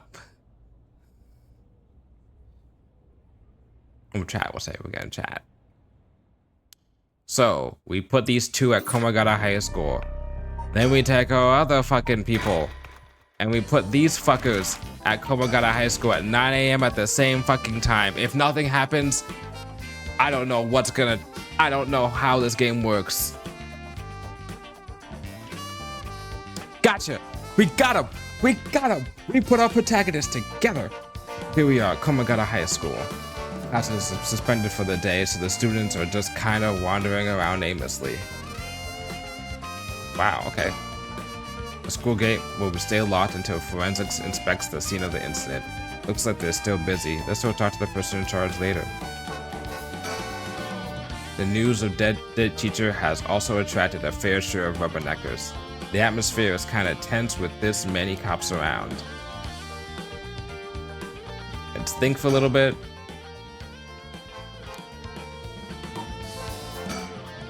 This place isn't one connected to the case because the students were under Yoshimi's jurisdiction. It's also the site of the fool's possession, and of course where that teacher was killed. Seems like a likely place to find some clues, don't you think? Let's fucking go! Huh? That's... Boss, what is it? You want to talk to those girls? Yeah, you fucking do! Yeah, I do. This is divine intervention. We were brought here for a reason. Come on, Ariel. Huh? What?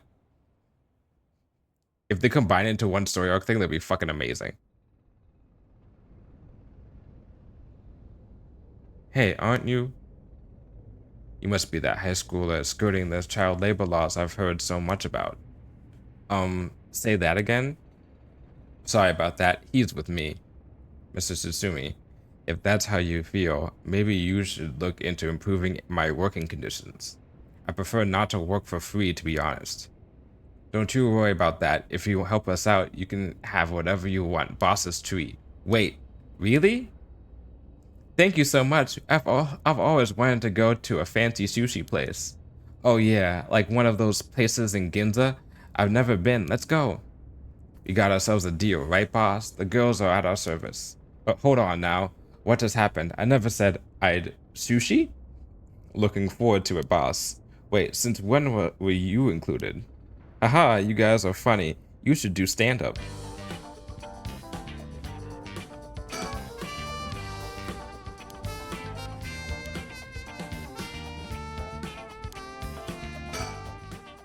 This is one hell of a coincidence, huh? That this random girl you know is already involved with the case. Huh? You want to talk to me? Oh, you probably better off asking Mio. So how much have you been able to figure out? Well, I know what happened around midnight last night. Someone involved the Feast of Shadows, which boosted the power of the curses, then brought forth the 7 mysteries of Hanjo. That allows even those who do not have the power to cast curses to gather soul dregs for the rite of resurrection. At least that's my hypothesis. Sounds about right so far. As I'm sure you know, there are actually 9 mysteries, not 7. When the Feast of Shadows was cast, the curse stones appeared before those who wanted the rite at locales of the 7 mysteries. Oh shit! Combined between the 2 of them, they'll find out information about Araishi. We've managed to gather the 3 curse stones so far, including the one I got first, the Evergreen Beach. You got 3 already? Wow. We have the curse stone of Fool's Possession. Well, Yako, the girl standing behind me, does. That's me, Yako, the girl standing behind Mio. She does? Is she alright? We could take it off your hands. Well, the Feast of Shadows has no effect during the day, and there's still something I want to find out. Alright, I'll leave the Fool's Possession with you 2 then. Bad move, but okay. Thank you. Please keep collecting the other curse stones. I'll be looking for a way to stop the Feast of Shadows. Okay, got it. That should make things go more smoothly. What about the other curse bearers? Have you run into any of them? Well, last night at school. You were here last night? Yes, you see. Huh. You 2 were using a spirit board? That's so cool. So that's when you ran into the curse echo. I'm glad you survived the encounter. Somehow, we managed to get away without accidentally setting it off. That curse echo we saw took the shape of a woman missing an arm and a leg. What? The woman missing an arm and a leg, that's... the one-sided reed. This is bad. Huh? What's so bad about that one? You idiot, think. The curse bearer of the one-sided reed is... Fumichika Nejima. He admitted it himself. That's his curse. Oh, that's right. Wait, but if that's the case, Nejima might have been here last night. But what? I mean, it's possible he was lying to us, but what? Who's Nejima? No clue.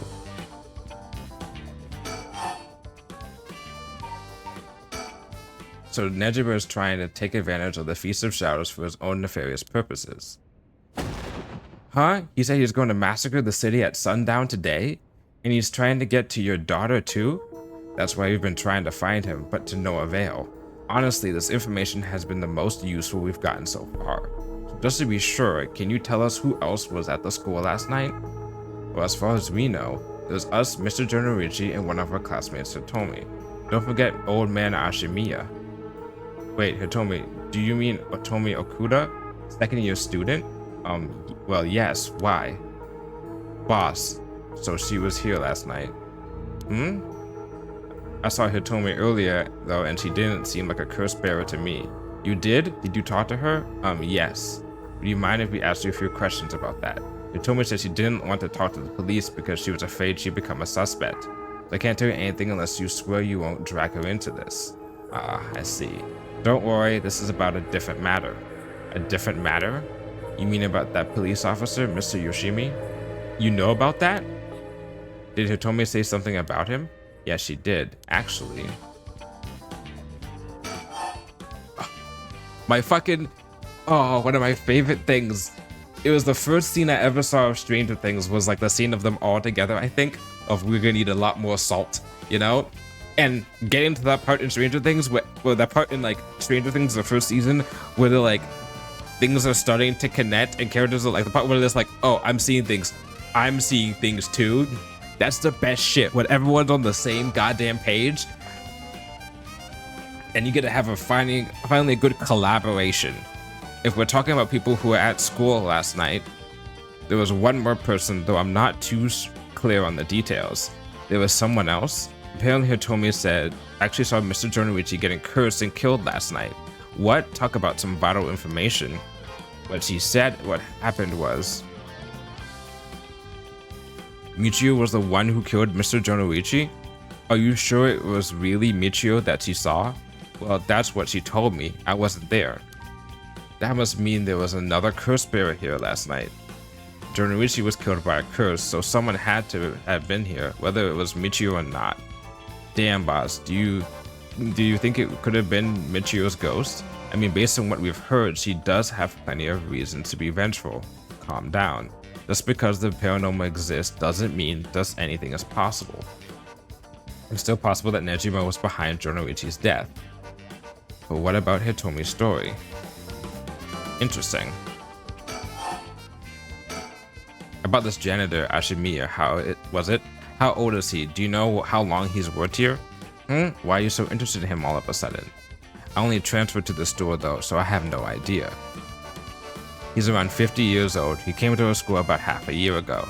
No one knows what he did before, so there are all kinds of rumors about him. I see. Thanks, I think I'm starting to get a better picture of all this. Huh? Listen up. It's not uncommon for former prisoners to find work under an alias after their release. The notoriety attached to their former name can get in the way of proper rehabilitation, you see.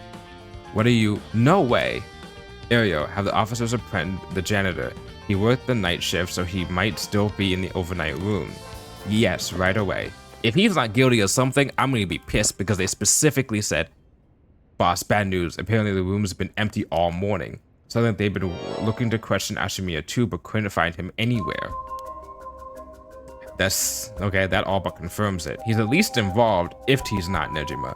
There's one more thing to check. Are there any photos of this Ashimiya?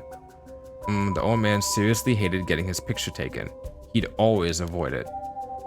Ario, call an urgent search for Makoto Ashimiya. We can't let him get away. Yes, sir, I'll contact HQ right away.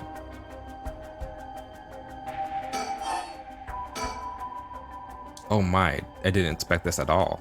Yeah, how could that old man have been some horrible criminal mastermind? I can't believe it.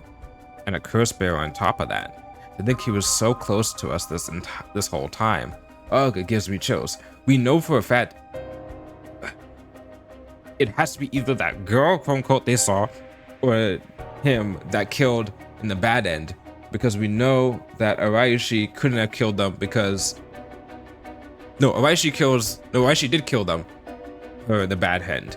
But since we know that it couldn't have been that. Jonoichi, it couldn't have been him who killed himself. So it had to be Hitomi, the mysterious girl, or somebody else. A guy like that really shouldn't have been allowed to work at a high school. Let's hope it isn't already too late. Oh, I may have shown Ashimiya my curse stone last night. What? I don't like this one bit. Nejima did say he wasn't specifically targeting curse bearers, but I'm glad nothing happened to you. Wait, but then could it have been old man Ashimiya who attacked you in the hallway? Ah, I almost told him that you were still in the building too. What? You did? Yikes, good thing I didn't say anything. Wait a second.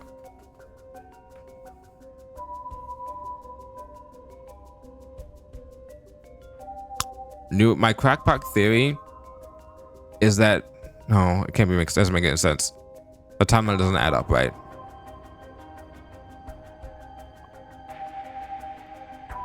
Huh. Yeah, it doesn't the timeline doesn't add up, right? It doesn't make sense because that Kurt Stone would do something different. You might have gotten very lucky there, kid. About that. This is too much. I hope they find him soon. Come on, long arm of the law, help us. Okay. To put a stop to the Feast of Shadows, it would help if I knew some about how the curses of the Seven Mysteries first came about. In that case, you're probably best off talking to that crabby researcher guy. You mean Mr. Raishi? I'd very much like to talk to him. Ah, right. He's a teacher here too, isn't he? You would know him already. He might be more inclined to talk if it's one of his students doing the asking. Do you know where he is? I do. We tried to talk to him, but he refused to cooperate. But you two should give it a try. He's at his usual cafe working on his papers. That cafe? Oh, Kurokiko Cafe in Kamizawa. Why does Kamizawa sound familiar? Thanks. We're headed over there now. School rules say we're not allowed to go to cafes, though. Don't worry about it. I'll allow it. Thank you. That's all it takes? There must be a mastermind behind everything, someone who orchestrated all this for a reason. I want to find out why. Hitomi did say that Mr. Yoshimi entrusted her with something. He did? What was it?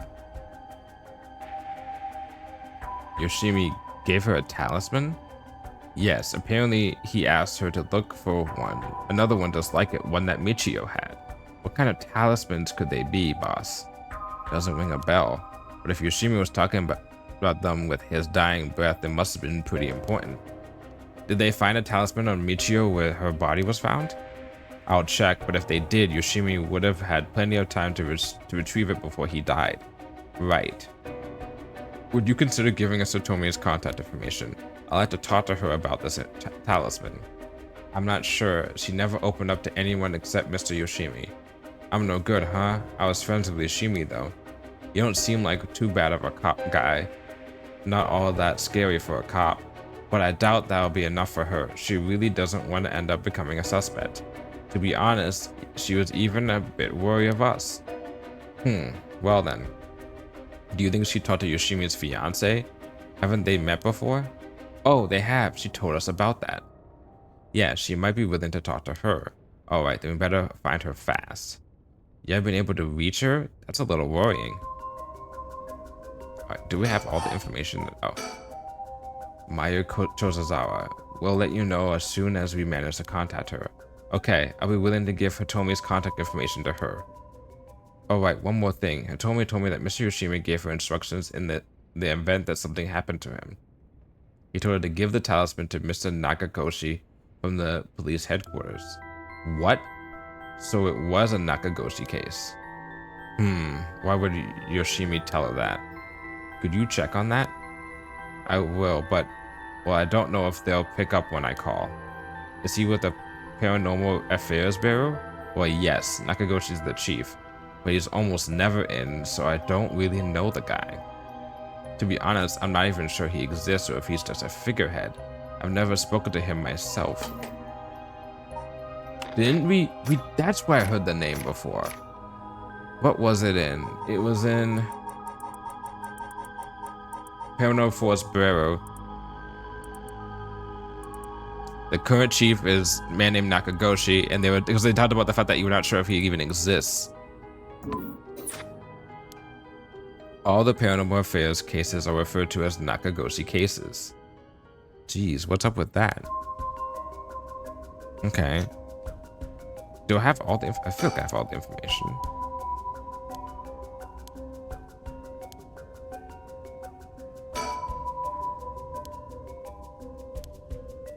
What do you mean, what's all the rope? Who asked that question? Oh, Yako did. Okay, I thought that was my partner, and I was like, what the fuck?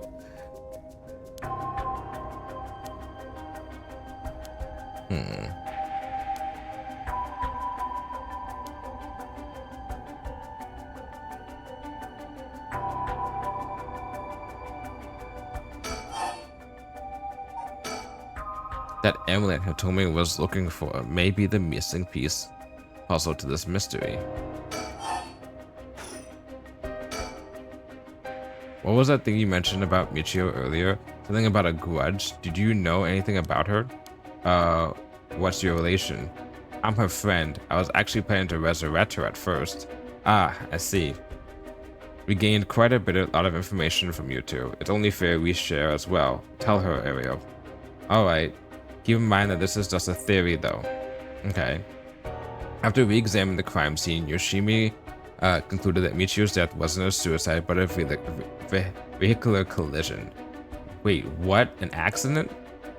Being hit by a speeding truck or van would have resulted in similar injuries. The investigation was ordered by Yoshimi, so it seemed like he had his doubts about it being a suicide. But what? A van speeding up? A van speeding? Wait, Yako, what's wrong? Are you okay? Ah.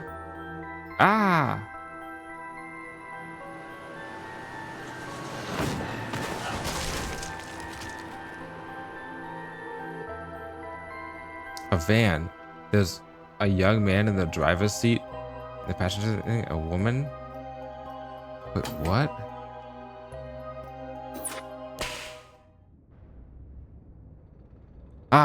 Yes. Wait, was I? Are you back now? How do you feel? You're covered in sweat. Yeah, I'm okay, I think. I'm sorry, I went a little crazy there. Is Michio possessing you? It's no problem, as long as you're okay. That was quite the surprise, though. Yoshimi talked to you about Michio, didn't she? He did? Well, he didn't give me any specifics, so if you're wondering about that. So I don't know what was truly on Michio's mind either. Right. Do you have any idea why Genorichi was so scared of Michio? Well, about that, I'm not sure exactly how to put this, but... Oh, they're not gonna be happy. I see. Well, I half expected it was something like that. Thank you for telling me. Sorry, it's hard to explain. I wonder what he got his hands on to be able to blackmail her like that.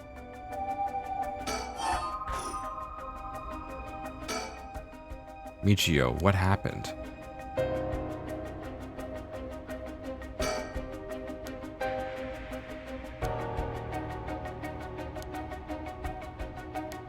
Oh, he's acting like a dad to her.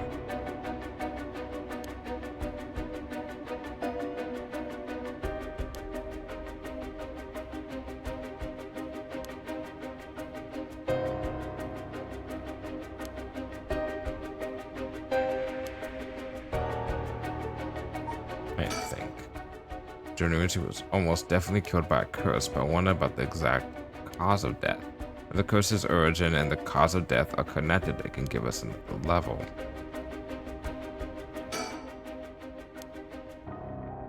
That's interesting. So I'm done talking to you, but I'm not done talking to you.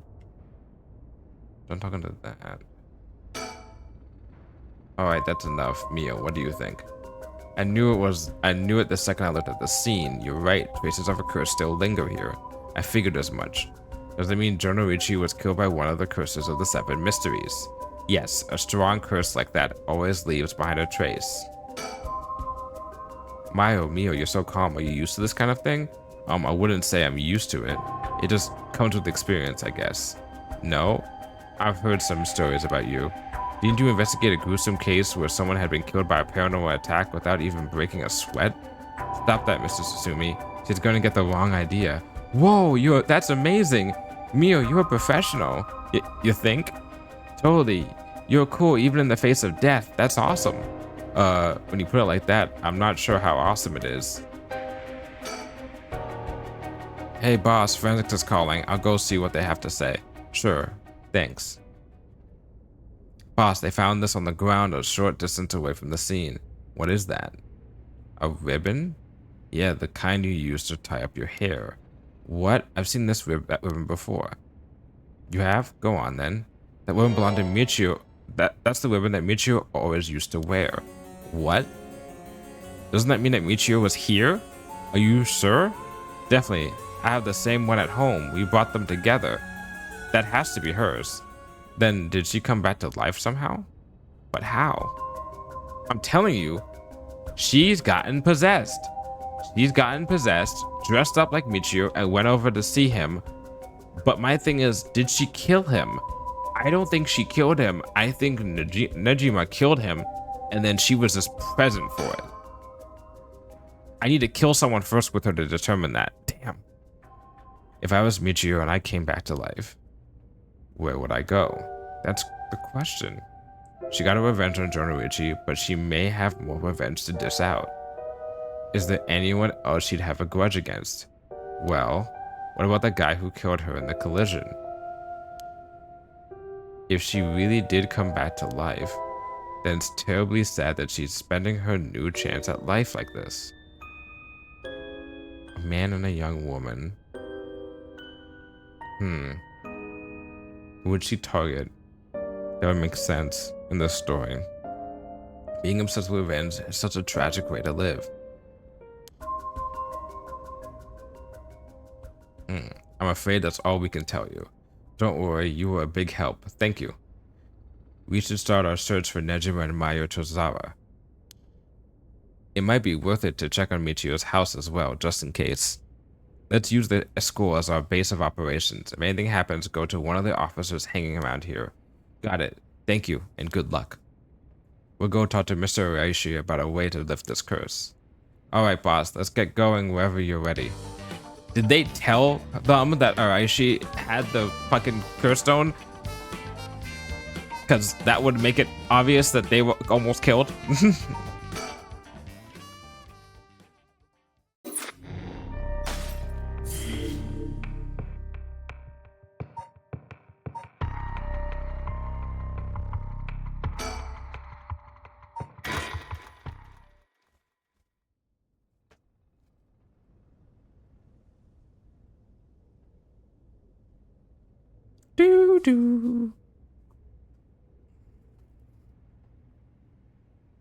Good morning, ma'am. How are you feeling? I'm fine. I hope we can make good progress today. How's your curse stone looking? I haven't found anything from it since sunrise. Interesting. It's possible that its powers can only be unleashed at night then. That aside, why are you so late in this morning?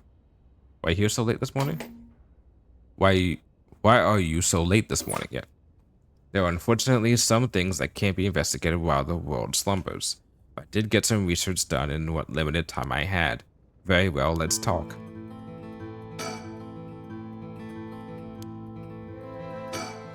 By the way, there's something I wanted to talk to you about. And what's that?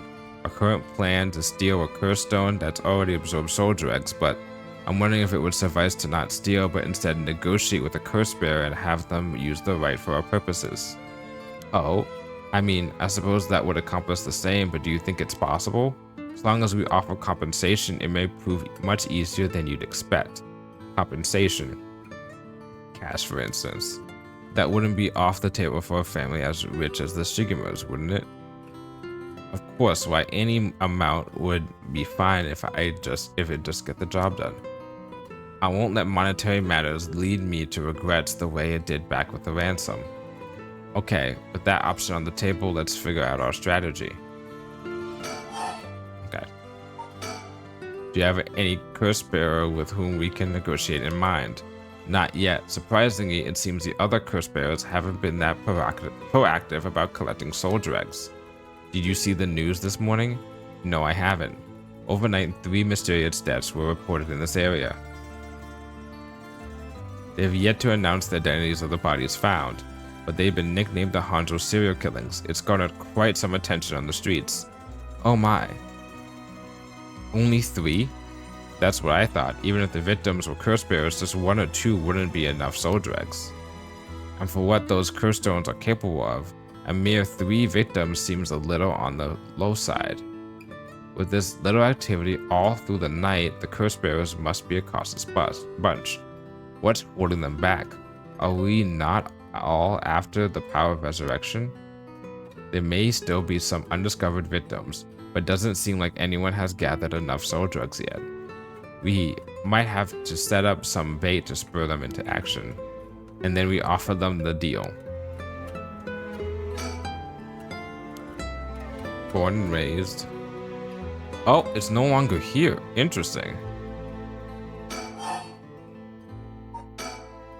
None of the curse bearers seem very proactive. I wonder if this situation could be what the mastermind who kicked it all off intended. Now that's an interesting theory. You think there's someone behind this all? You mentioned hearing an agonized voice telling you to kill when you first obtained the curse stone. That doesn't sound like coincidence to me. Someone agitated the curses in this area on purpose, and they are likely after the rite of resurrection as well.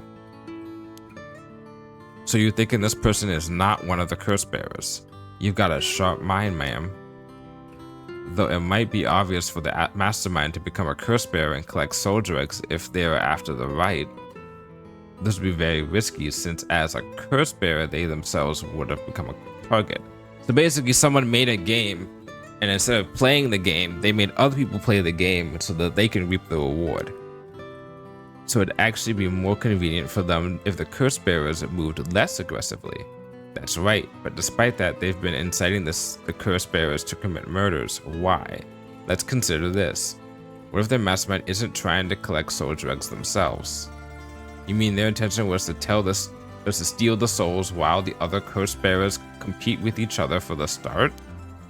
Sitting back and observing from the sidelines is the safer course of action, which is why I figured it's best for us to attempt the same strategy. So, how do we do it? How should we do it? There's still reason to suspect the mastermind could be a curse bearer themselves.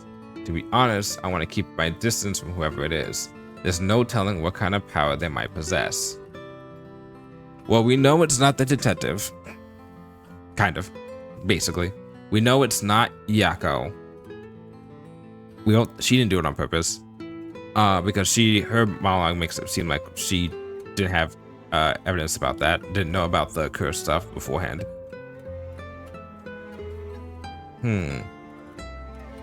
It's not any of the people that we've beaten. Whether our aim is to negotiate or steal, we'll have to outpace the mastermind in making contact with the other curse bearers. How do you suppose we do so? At this point, all we can do is search. Now, this is the dramatic irony part of like these people have a shit ton of information, a little fucking shit ton.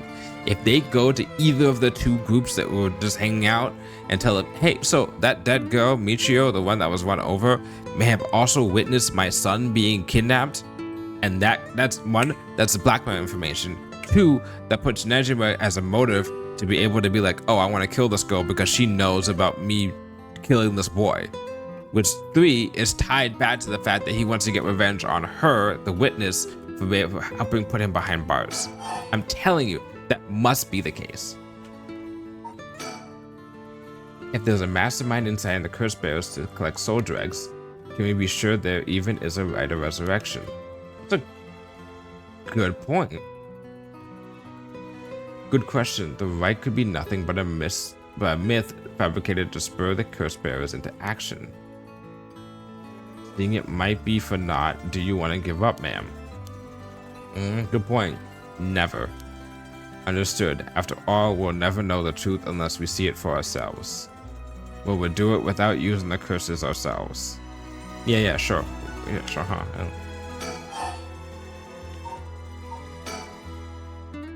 By the way, I met a few people who seemed like potential curse bearers last night. I did some investigating into all of them, but only managed to get the detailed information on two. You're quick. I suppose that's to be expected from an investigator extraordinaire.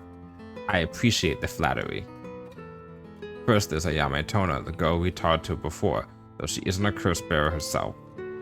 She's a student attending T University of Art. She currently lives alone in an apartment near Midoricho Park. You even determined her address? You're not one of the underestimated Mr. Investigator Extraordinaire. I called every single university with ukiyo-e, and the curriculum pretended to be her parent. I went around to check on her place on the way here. It doesn't seem like she returned home last night. I'm worried she might have run into some trouble. Didn't you attempt to follow her last night? I'm embarrassed to say I couldn't. She shook me. I couldn't keep track of her. And here I thought you were an investigator extraordinaire. I had to learn more about her, but it would take some time. She's planning to steal the curse stones just like us. It's best we act carefully around her. Okay, what about the other one? Next is a tall man who was dressed in black. I met him near Kinchicho.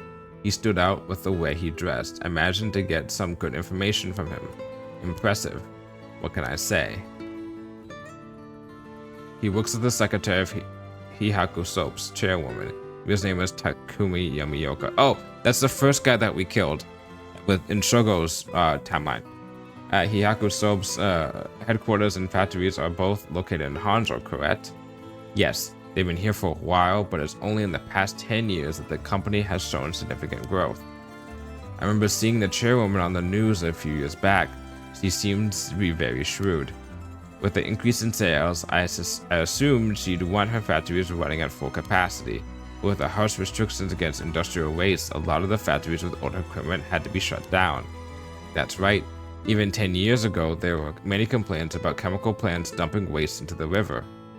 Most companies back then were more concerned with making a profit than protecting the environment. That's still the way now. I wonder what man working for such a company would have been up to in the middle of the night. On the way here, I stopped by the company's headquarters, but they hadn't started for the day. I should have better luck next time. Let's hope you will. Perhaps they're interested in seeing if the right could be beneficial for the product research into beauty and skincare. Ha! Now that's an interesting thought.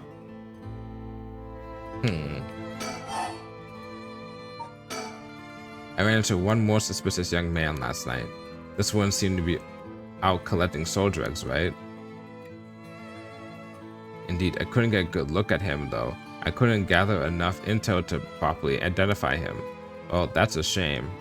But I can make an educated guess. Oh? You know that researcher who discovered the ancient text of the Rite of Resurrection? The one that lives near here? His name is Hideki Araishi, and the man I met was very similar in stature. Oh my, even he is involved? How awfully suspect. Considering his background, couldn't he be the one who initiated the whole affair? I think it's possible, yes. Which is why I decided to refrain from making contact with him for the time being. Safety first.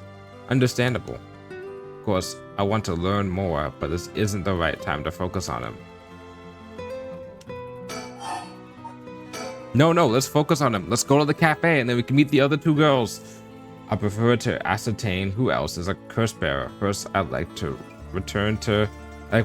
I'll return to Hihaku Soaps to see that man in black. Their headquarters are down on south of Waragasui. It's hard to say. Street. Okay, now about the kidnapping. Learn something new about the criminal involved with the kidnapping. It concerns the serial killings. There was a body found at Komagata High School. The person was identified as a school teacher. His name was Kohei Jorinoichi. Do you think he was a curse bearer? Not sure. It's possible. But regardless, this means that two people who knew about the truth about the kidnapping are both dead. Just when are we getting? Just when we're getting somewhere. It isn't enough to make me give up, of course. Still, we don't know anything about Michio Shiraishi's. Yep, same person. Residence. It'd be wise to pay it a visit. Understood. In addition to the 3 victims associated with the Hanzo serial killings, there's Michio Shiraishi, who was reportedly committed suicide, and the police officer who died at the former Yasuda Gardens. If strange deaths continue occurring like so, they're bound to inspire strange rumors. But those two have nothing to do with the 7 mysteries, no? We don't know. It's true, both occurred a week before this accursed situation began. Still, it cannot be ruled out. It's possible that the mastermind was involved even with those killings. How? What if there were preliminary steps to awakening the 7 mysteries curses? Oh shit, maybe the talismans. Can we really assume they're unrelated just because the timing doesn't match up? Or rather, the police officer's death is so baffling that it'd be easier if it were connected to those curses. The victim wasn't the type to be caught off guard easily. You seem to know a lot about this. I suppose we weren't strangers. My personal feelings might be wrapped up in this one too. I see. If you were to investigate this matter more, you might get a lead on that mastermind. You're right. If we wish to focus on the mastermind's identity, this would be a fine starting point. Okay. You might even discover more deaths related to the curses on the way. We should pay attention to today's news. Well, that's all I have to report. Shall we continue with our investigation? What do you want to do? If you still can't use the curse stone, taking a walk should be a fine place to start. Right, let's go together. I want to see what's going on for myself. In that case, I'll trust you to decide where we should go, ma'am. Okay. We got a high school. Southward C Street. I kind of want to go to the high school, but I don't think the girls are going to be there. I think this is a trap, but I'm going to go here.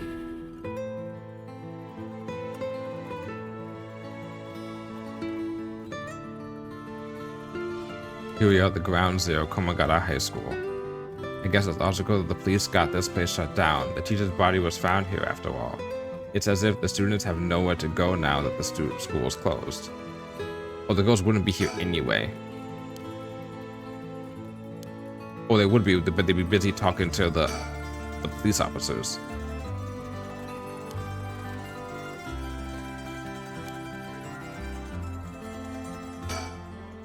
This place is said to be connected with the story of the fool's possession. It wouldn't be surprised if a curse bearer decided to turn up. However, I need to find out if that teacher was a curse bearer or not. I expect the police to be baffled since they don't know about the curses. I can ask around and see what the students have to say. Alright, let's go. I'll go ask the students about Michio.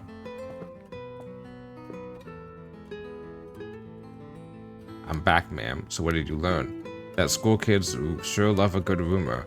I was practically drowning in stories about Mr. Junichi and Michio, most of which seemed dubious at best. Not surprising, most of which I heard was hardly worth a second thought. But there was one story that caught my attention. Oh? Some believe that Michio is the one who killed Mr. Jonichi. Really? The story's got two pieces of evidence to back it up. One of them wasn't news to me. Apparently he's been mumbling that Michio was going to kill him for some days now. A fellow teacher overheard his mumbling and told the students. God damn it, what a stupid teacher. And then it spread like wildfire, I suppose. Rumors that juicy don't stay a secret for long.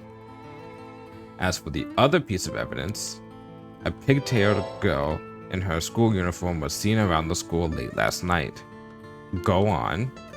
Although the numerous people claim to have seen the girl, not one of them saw her face. I'm telling you, it was Yako being possessed. Some are proposing it was Michio brought back to life, or that it was her vengeful spirit. Which explains also why Yako being possessed, and explains why she, when we got back to her today, like the first time we started playing it today in the stream, that she was like kind of out of it outside of her place. But it's not like Michio's the only high school girl to wear pigtails. This rumor might have been made up just to fan the flames. And it also explains why Yako remembers how Michio died is because Michio has possessed her. But if it were true, my only thing though, if that was the case, I feel like Mio would be able to tell. I'd want to get a good hold of her in order to hear her side of the kidnapping. If she's alive, that'd be ideal. There's still one more thing I should mention. I discovered where Michio lived. A student had a list of student addresses on hand. That's an amazing find. I believe all of the students actually have a copy of said list. It truly worries me how easy it was to obtain what should have been confidential information. Imagine what would happen if the information got into the wrong hands. Uh-oh. Well, so far it hasn't. No. Knock on wood. Sure, let's hope it stays that way. In the meantime, it's now possible for us to visit Michio Shiriishi's house.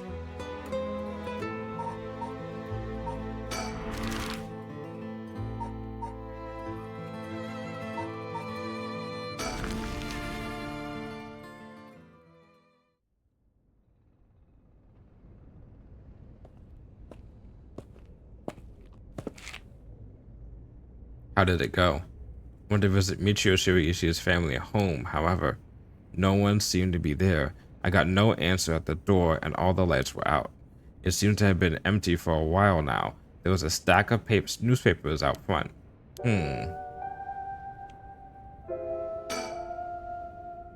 I've never liked these messy jitters every time.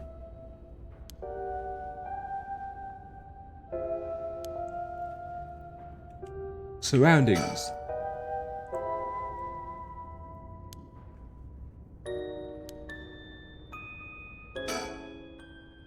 Social connections run deep in working class areas like this place, so I decided to talk to the locals. I met a few nice old ladies who were kind enough to give them the scoop. Turns out the Shirishi's reputation really went down the dumps this past year.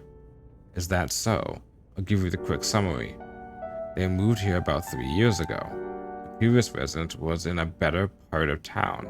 Michio's father died in a car accident, leaving behind just the two of them. Michio's mom, Toshiko, now a single mother, relocated here. At first they got along with their neighbors, many of which were in similar situations, helping and being helped in turn. So far so good. What happened? Well, as I said, their reputation began to downhill about a year ago. A man recognized as Toshiko's common-law husband had moved into the household. His name was apparently Kankichiro Iwai. Neighborhood gossip is something else. Somehow everyone knew his name. So what of this Iwai character? He's apparently a vulgar fellow with a criminal record. Oh, God damn it. So Michio had to deal with this fucker who may have been abusive in home, and then she had to deal with the fucking teacher as well, Jonichi. God damn this girl. Man, she got the really bad end of life. He was prone to violent outbursts.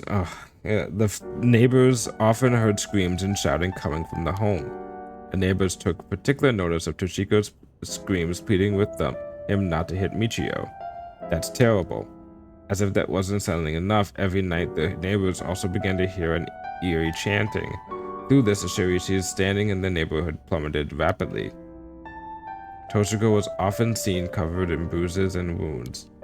She stopped responding to her neighbors. She would turn the other way when greeted. They kept their storm shutters closed even during the day and effectively shut themselves away from the entire community. That sounds horrible. Why didn't the police step in to do something? Fortunately, under our current laws, the police aren't allowed to get involved with domestic disputes. That's awful. And then Michio reportedly killed himself. Things only got worse with Iwai, and Toshiko was admitted to the hospital for physical and mental abuse. Ever since, Iwai hasn't returned to home. Many locals expressed sympathy for Michio's circumstances, but just as many were fed up with the Shirishis entirely and seemed to believe that things finally quieted out again. Jeez.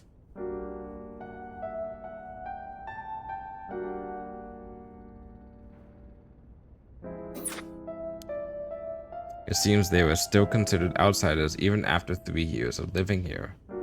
I don't understand it. Why would Toshiko have gotten involved with such a brutish good-for-nothing in the first place? I've heard many stories of where one partner's personality does a complete turn after entering a relationship. After her first husband's death, Toshiko's financial situation had also taken a turn for the worse. She was determined to send her daughter to a good high school. It's possible she fell victim to sweet promises. Life can be tough, I suppose. You don't seem moved by the story, ma'am. That's fine. People have all kinds of stories. Okay.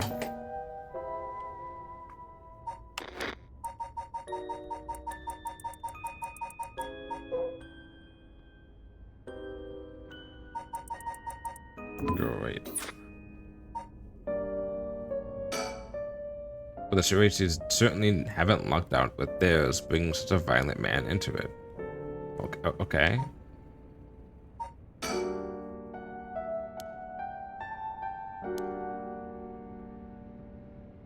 I did thinking. I did the talking. I did the surroundings.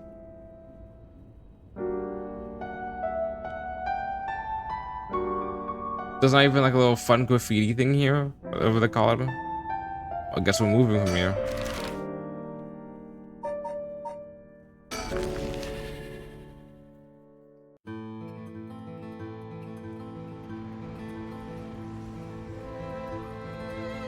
The Hyaku Soap's headquarters are on the other side of the South Waraguchi Street.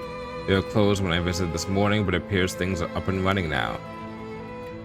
Okay.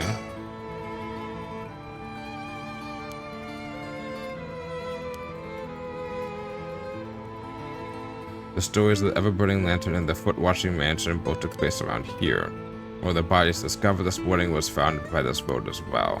This is quite a lively area, huh? I suppose you can call it somewhat of a city center.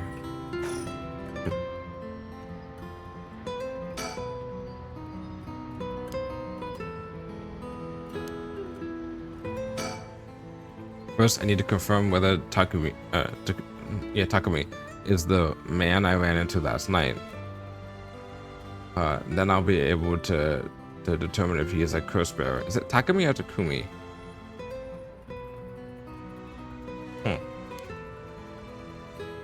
It'll be better if I go inside the headquarters alone. You should walk around and visit a cafe for some tea, perhaps. Oh, sure. It'll be better. Okay.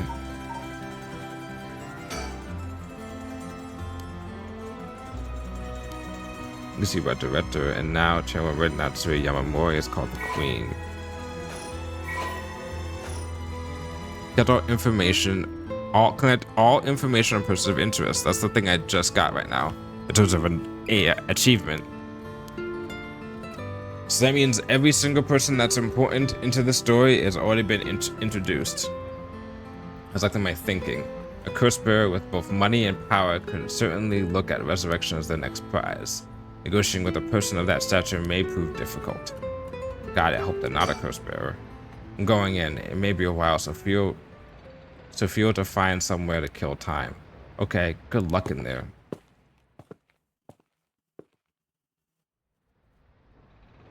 Sorry to keep you waiting. How did it go? I'll fast forward to the conclusion. I met with Takumi. There's no doubt he's the same man I saw last night, but it doesn't seem like he's a curse bearer. But it doesn't mean he has no connections to the recent curses. He knew about the 7 mysteries. He even guessed we have a curse stone of our own. Excuse me?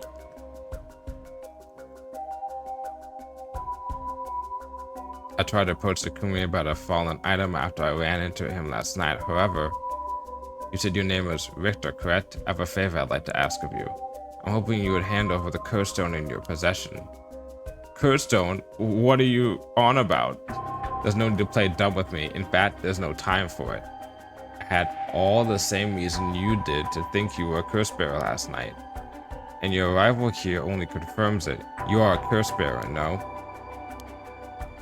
You're right, we lack time. I'll confess, I'm a curse bearer. I possess the curse stone of the haunted clappers.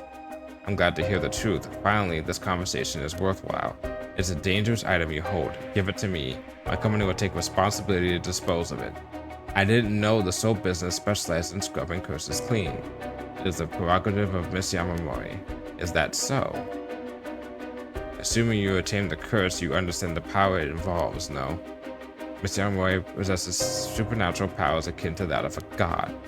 She also has a deep love for this land, having transformed it from the pile of dirt it once was to the home of our headquarters, despite the fact that she's, polluting it. She cannot stomach the fact that it's now the site of these curses running rampant. So you're telling me the Queen of Hihaku is a real-life witch? She wouldn't appreciate being called that, mind you. There's a sorcerer by the name of Suiken Gamioto, who is gallantly working behind the scenes, exercising spirits and the like. Go on. That being so, there are already being instances of the dead coming back to life. Do you understand the urgency of this matter? There are curses we're speaking of, tools which are used by wicked beings to possess people. The rite of resurrection is nothing but a fabrication meant to seduce the curse bearers into unspeakable action. If you truly understand what I'm talking about, you must hand over the curse stone at once. Very interesting. With that said, just how many curse stones have you acquired so far? If what you tell me is true, surely the company would have launched a large-scale search by now. We have 6. Bullshit. Bull fucking shit. Liar, liar, pants are goddamn higher.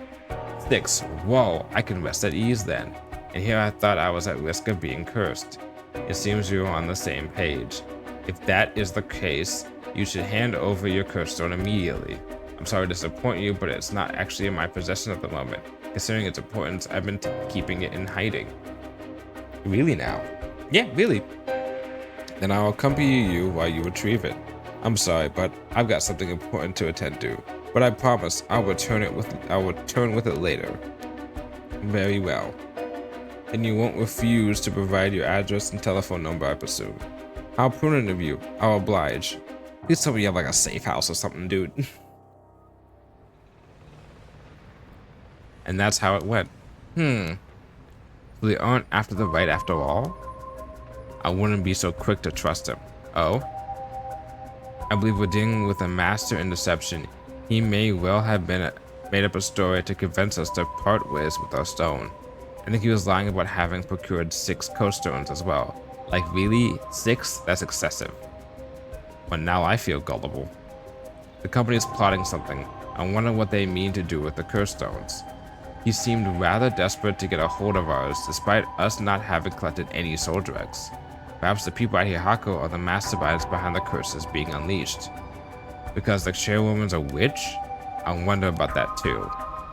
If she really were that powerful, would her secretary have divulged that information so casually? Takami was either making it up as he went, or he was trying to spread a rumor. For what purpose would he do that? Recently, people have been caught up about the occult more than ever before. The word spreads out that Hihako's chairwoman has godlike powers. She could very well benefit socially and politically from that mystique. That's a bold lie to take, and that could backfire a lot. That's unsettling. We should avoid Hihako for the time being. It'll be a pain if we have to deal with Takami again. Okay. By the way, there's one more thing of interest I heard about the company's reception lobby. And what's that? People were discussing whether one of the bodies found this morning was that of a Hihako employee. Really? So long as the officials haven't revealed the identity, it's all amounts to no more than speculation though. Despite that, I have reason to believe Hihako Soaps is deeply involved with the 7 mysteries. At the very least, I can assure you I've gathered that much. The more we know, the better our negotiations will go. Okay, so now...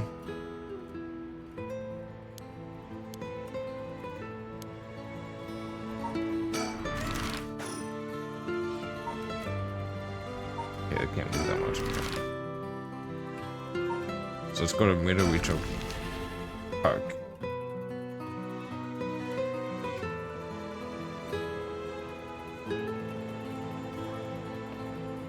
This is Midoricho Park. Ayame Tono lives around here. He was in her apartment when I dropped by this morning. I wonder if it's worth checking her again.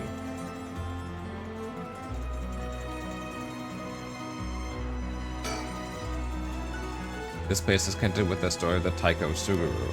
Not only that, Kazuhika Okusaya's home was also in this area. That may be why Ayame chose to live here.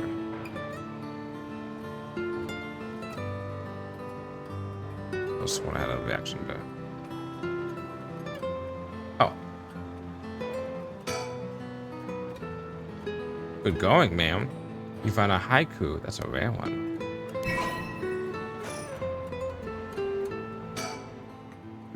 Won't get much done standing around here. Why don't I go and check out Ayame's apartment?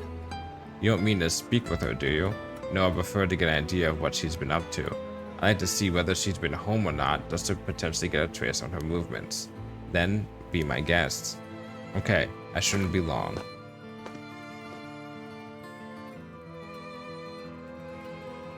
I'm back, ma'am. So, nothing? I'm afraid so. She still hasn't returned. However, I noticed a few people who seem to be related to the police force keeping watch in the area. I don't know if they got eyes on her apartment, but they do appear to be watching the building it's in. Oh, fuck. She is the daughter. She's the daughter of the, Wait, or? Yeah, sharp-eyed to have noticed them despite them being so covert. Yeah, she's got to be his daughter. So I think I'm like 99% sure, unless they fool me for like the 20th time in this game, that she, what the heck? Oh, that she is the daughter of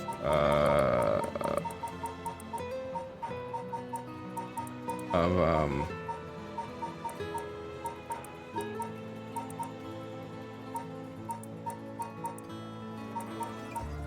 where is he? What is his name? Of him. Yeah. What can I say? It's part of the job. However, it meant I had to refrain from knocking on her door or looking through her windows. I wasn't able to check her electric meter or mailbox either, unfortunately. You were planning to go that far?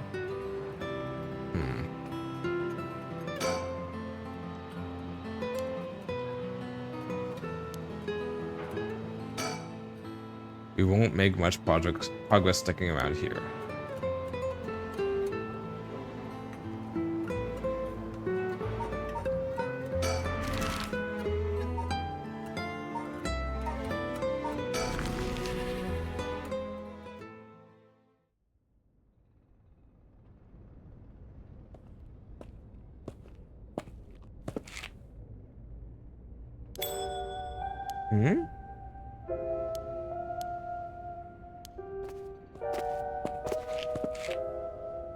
Here we fucking go. Can you repeat what you know one more time for me, Victor?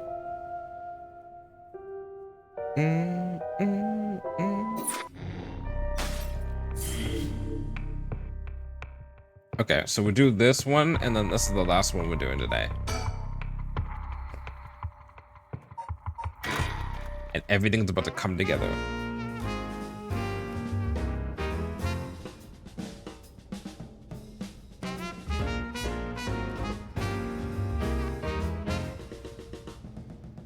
Ma'am, allow me to introduce you to one of our country's most elite detectives.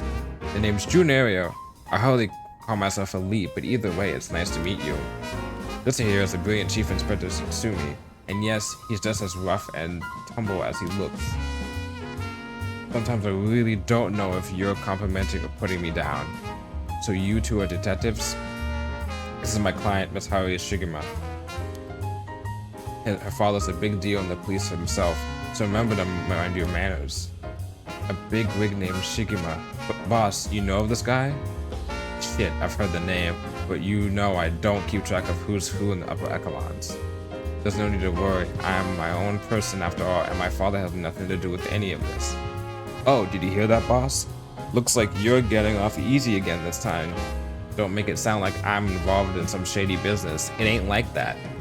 You both seem rather jovial despite being detectives. How rare. All the police officers I met have always been so dull. Well, if you don't find any dull cops here, we'll round up all your criminals with a smile. That's our motto. How lovely. Keep it up. Just hold on one second. This is the first I'm hearing of that. But you're right about them not being your typical detectives. What brings you here, Victor? You want a case?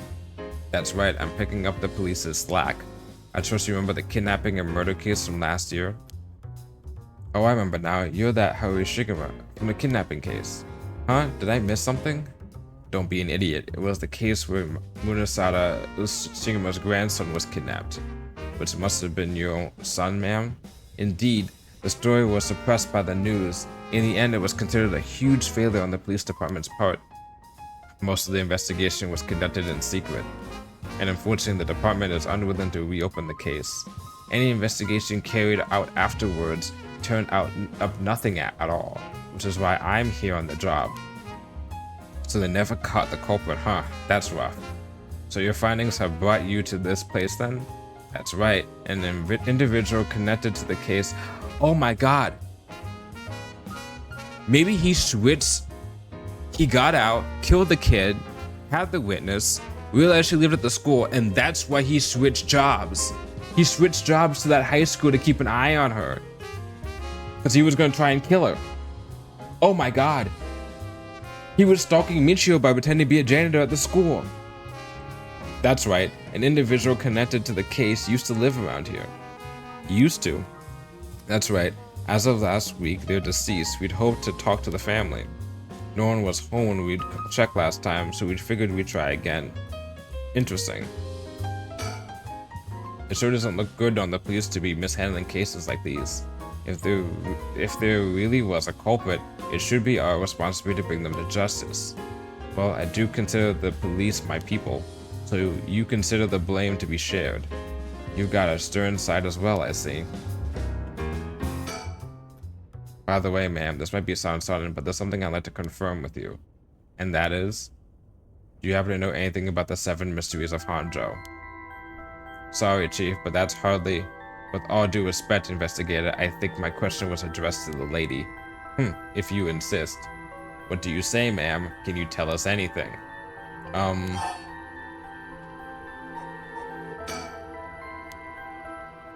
Can't say I know much.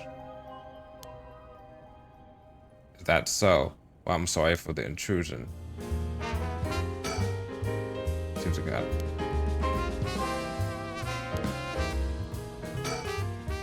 Come to think of it, I heard some things about this area last night.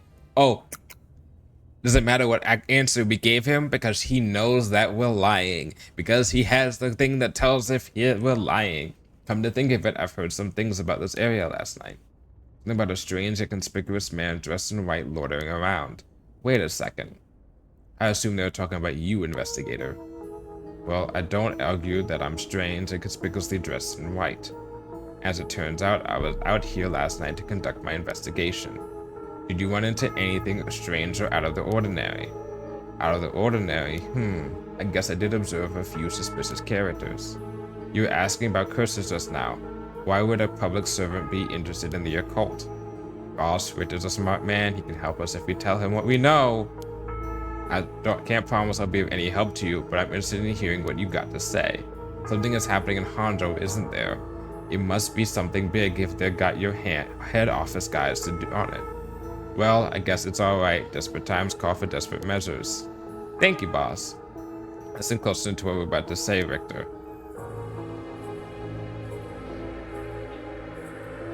So by using curses to commit murders, these people collect soul drugs to perform the rite of resurrection. And these curse stones are somehow connected to the 7 mysteries of Hanzhou. It's a tough story to swallow, but I don't see a reason to doubt you either. We figured the strange occurrences happening around here recently are connected to these curses. To get this situation under control, we've been searching for the curse bearers to confiscate their curse stones. Do you have any information on that might help us? That's tough. I never expected curses or any other mumbo jumbo to play into this all. But if we're talking about shady characters, there was this middle-aged fellow I saw on South Waragui Street. He had an average build. He was anxious like he was searching for a prey. Boss, what do you think? Well, considering location, it could have been Hideki Araishi. We already got his curse stone. Impressive, you two are working quick. Did you see anything else? Not that I can remember. It's a shame. If you see any characters who look like they might be carrying a curse stone, it'd be a huge help if you let us know. Absolutely, I'll let you know if I find anything. Richter, perhaps you can lend a hand in our case too. There's a number of people we can't track, and finding missing persons happens to be your specialty, no? I hate to disappoint me, but I'm busy enough with this case. The faith of my clients is what keeps me afloat. I have to prioritize requests by the order in which they come. I see. Well, we can't say that's not fair. What do you need a private investigation for anyway? The cops should have plenty of bright folks to throw at the job. True, but this isn't an ordinary case we're dealing with here. By the way, that reminds me, Richter. Yes? You said the person who used to live here died last week.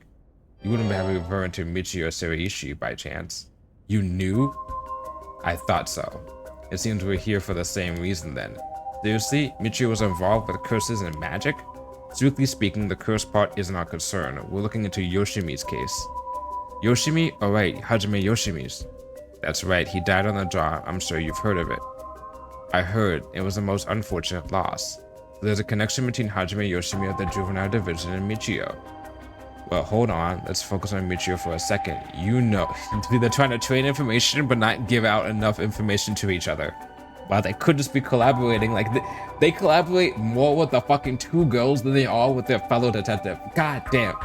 You think she had something to do with the kidnapping? Talk about unforeseen developments. Exchange of information should prove mutually beneficial. I'll tell you what I know, but in turn, I want this full scoop on your findings concerning Michio. Sure, to tell you the truth.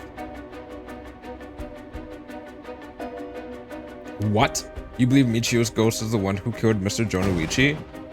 So he wasn't just mumbling nonsense? I mean, we haven't fully confirmed anything yet, but the testimonies we've heard and the evidence we found point in that direction. Testimony? You mean from those psychic high schoolers? Didn't they also say there was a chance Michio hadn't killed herself? Wait, if that's all true, then did you figure something out? Kankichiro, why? Huh? Kankichiro, why? He'll be the next victim. We have to open the door to the Shirise's house. We need to look inside. Hey, what's gotten into you, boss? I'm sure the landlord would give us the key if we asked. Screw that, you know how long that could take? We can ask for permission later. Richter? Hey, Richter, come down. We could... Oops.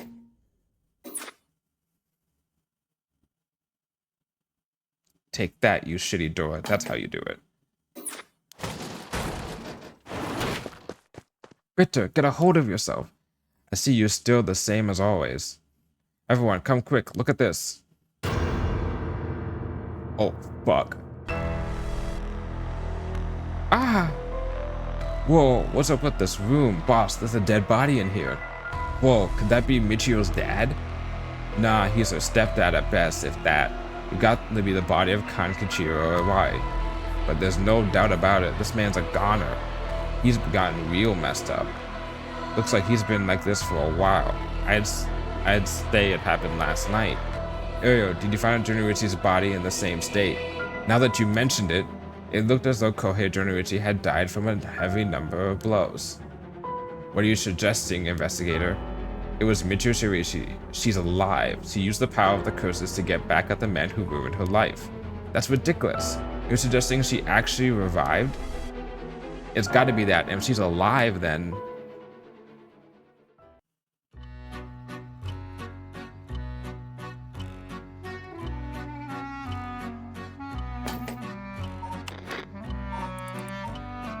I got you.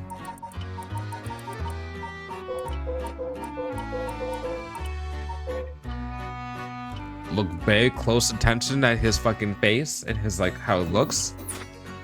And when they zoomed out, before I zoomed out, this little photo right there, fuck, that was right there on the thing.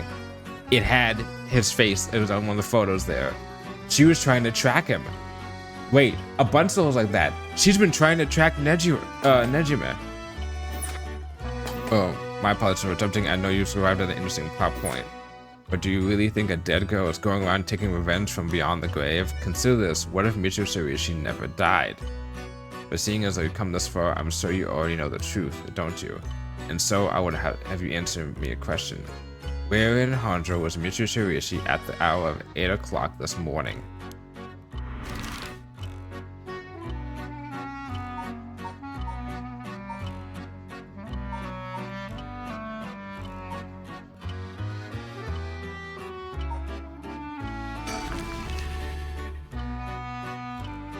I see, very well. Congratulations, you are correct. Got it! I got it, bitch! I figured out your fucking thing! She possessed Yako! You got it in one go. Well, the cause of death was such, was it not? You must have noticed some time ago. Let's get back to the story then, shall we? I've taken up enough of your time. Wait, the one thing I don't understand is, if that's the cause of, what does that do with the cause of death?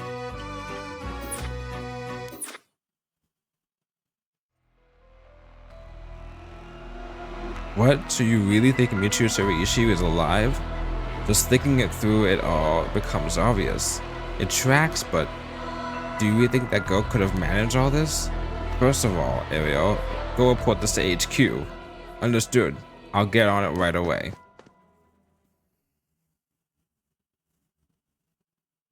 I'll start investigating this place. It sure isn't lacking in stuff that needs looking at.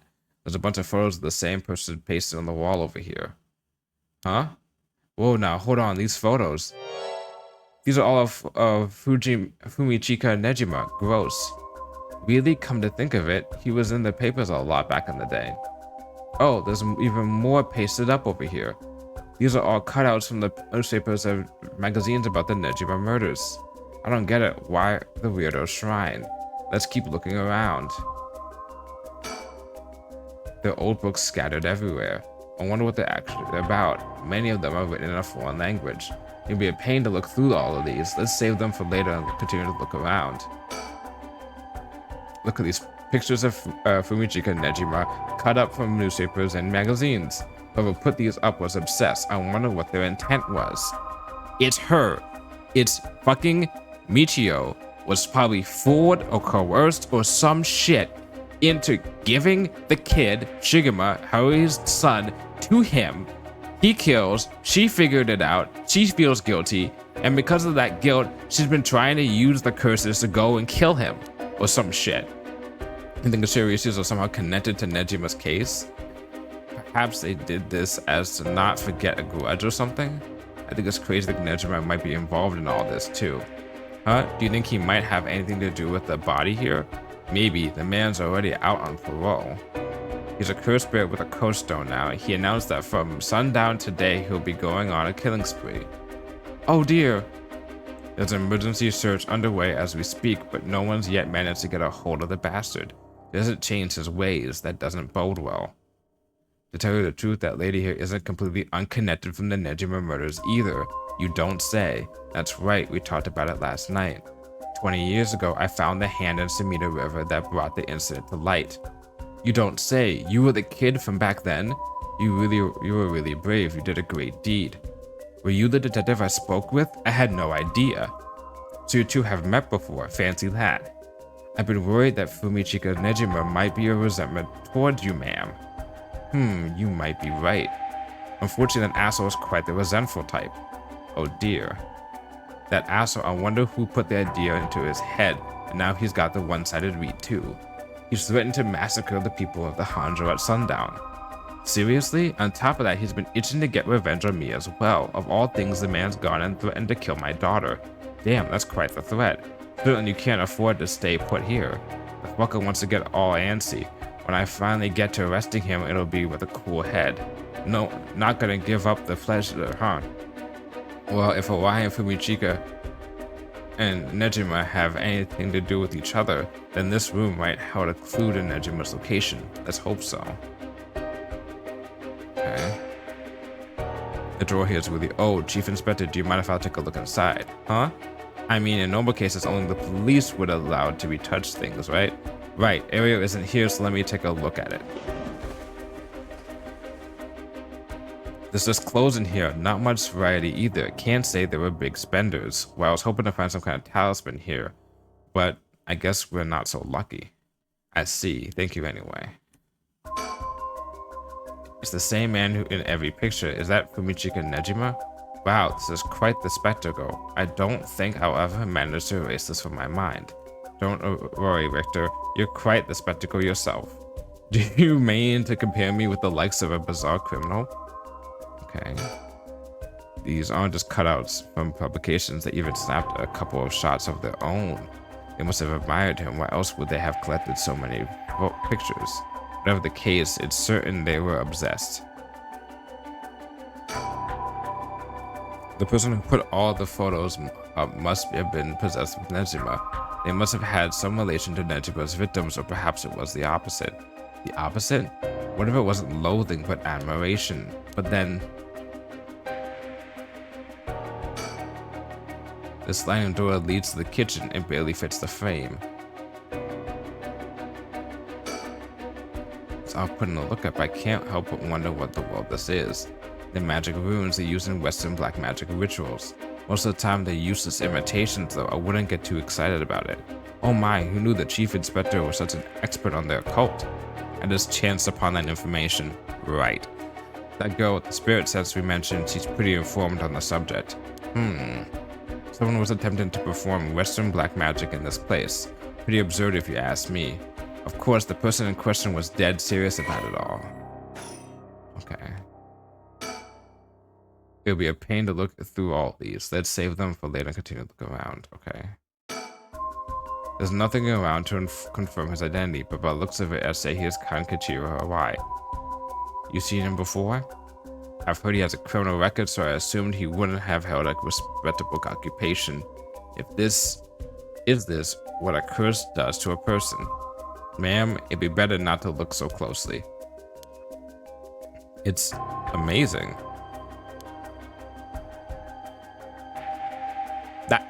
That's very worrying. That's extremely worrying to hear from her. Cool is what it is. Looks like the things spread around here have been like this for a while now. This ritual or whatever was something he attempted up to recently. Plenty of the neighbors mentioned having heard strange mantra-like noises coming from here during the night. You think Harue was the one chanting? Hard to say. Could have been one of the Shiraisis as well. You look through these books in the back, we might learn whatever it is they were trying to do.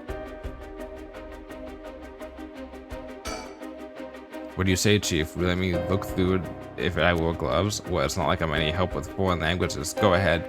Thank you. Huh. It seems to be a book on Western black magic.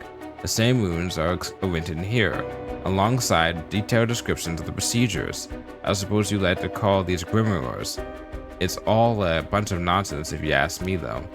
You think this Harue guy was studying them, perhaps to perform some kind of ritual? There are a bunch of handwritten notes beside the grimoires. Whatever it was, they were serious about this.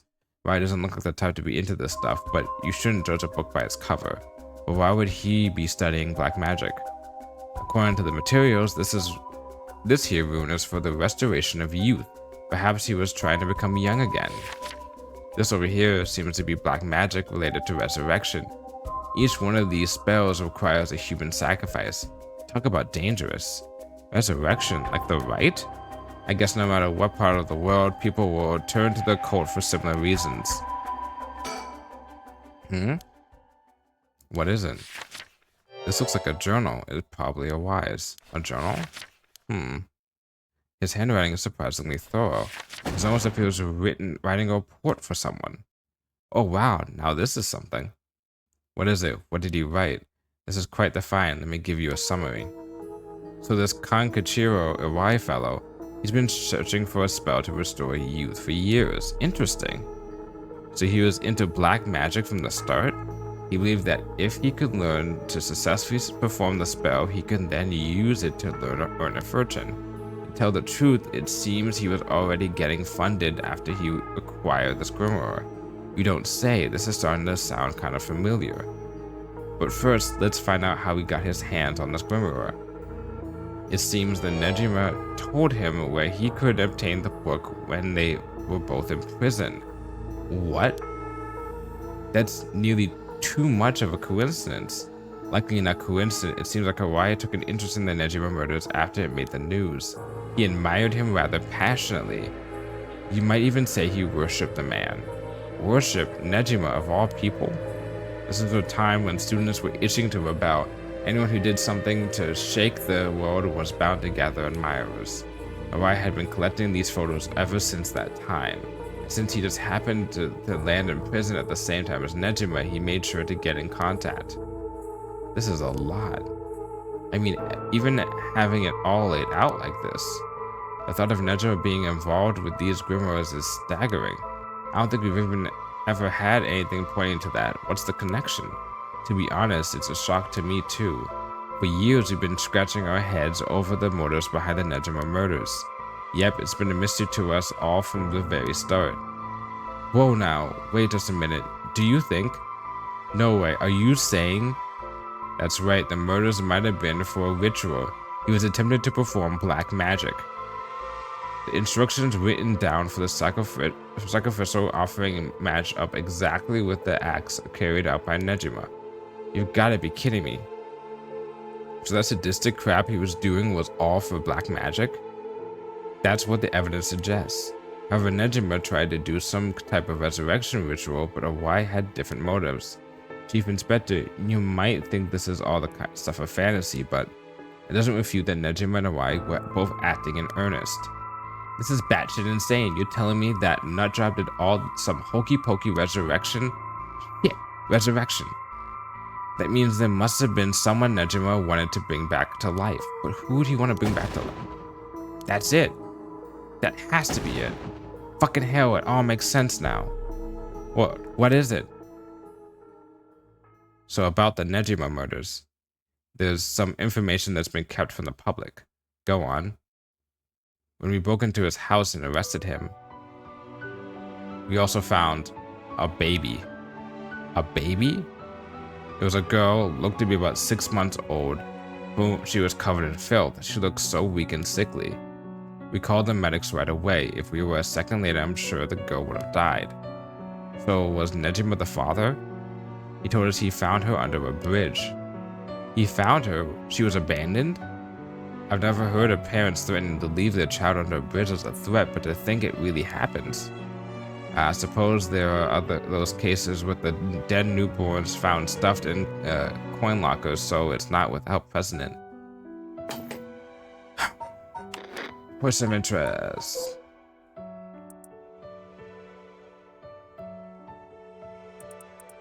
You?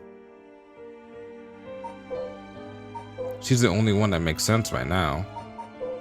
Unless it's a dead baby somewhere else.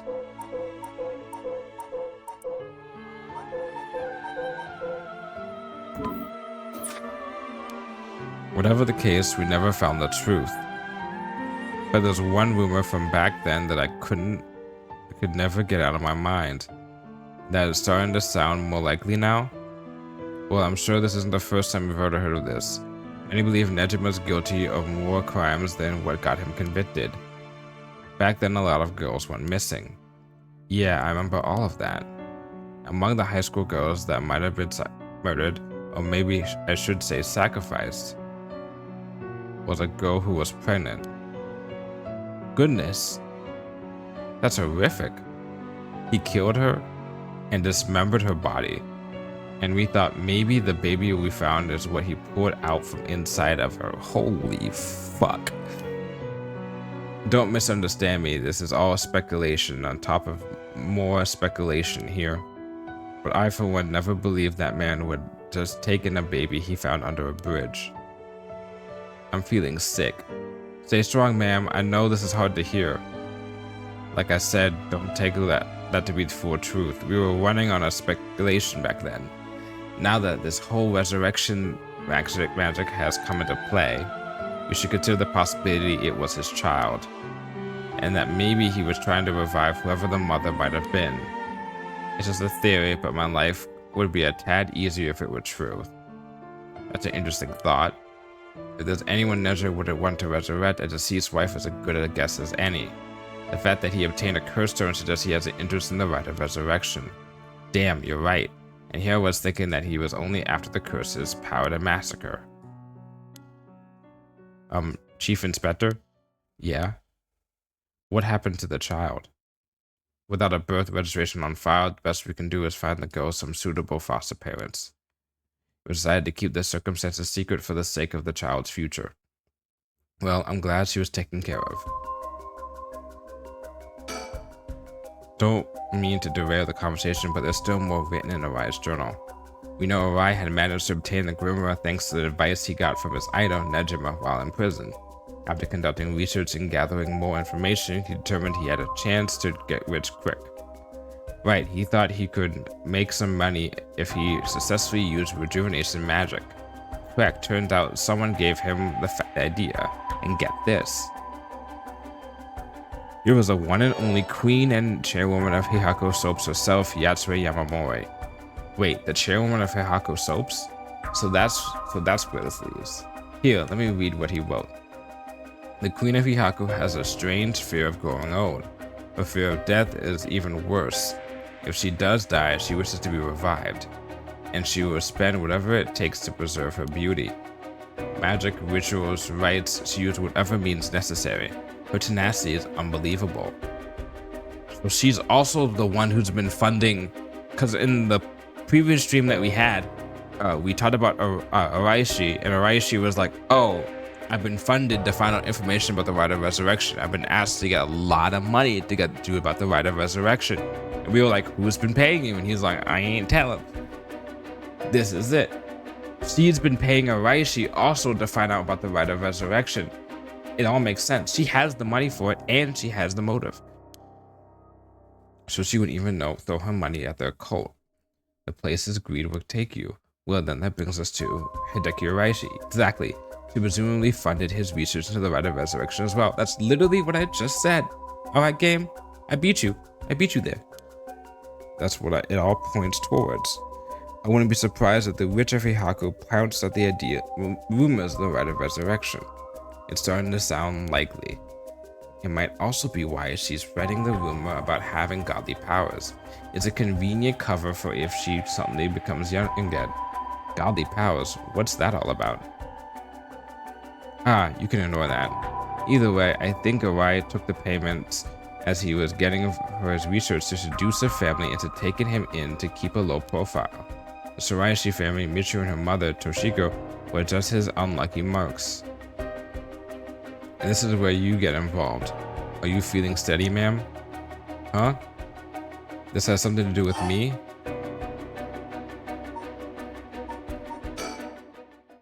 No, you can't mean you realize then. Perhaps.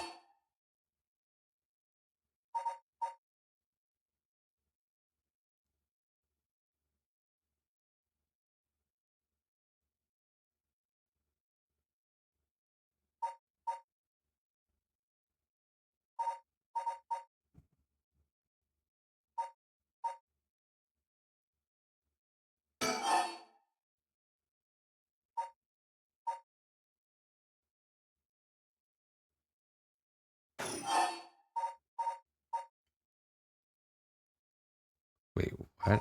Hold on.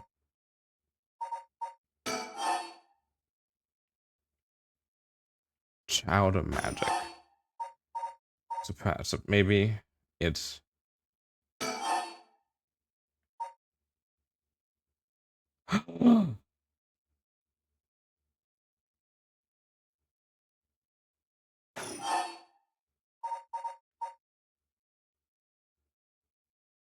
Oh, fuck.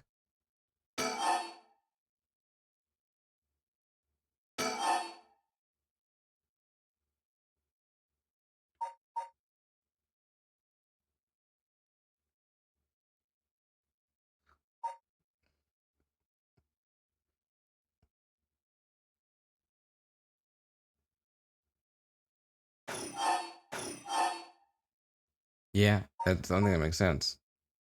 It's either one of these two, and their living sacrifice was a child.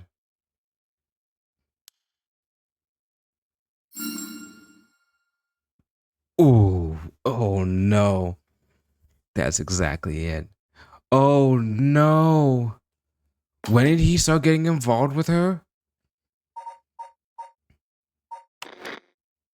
When did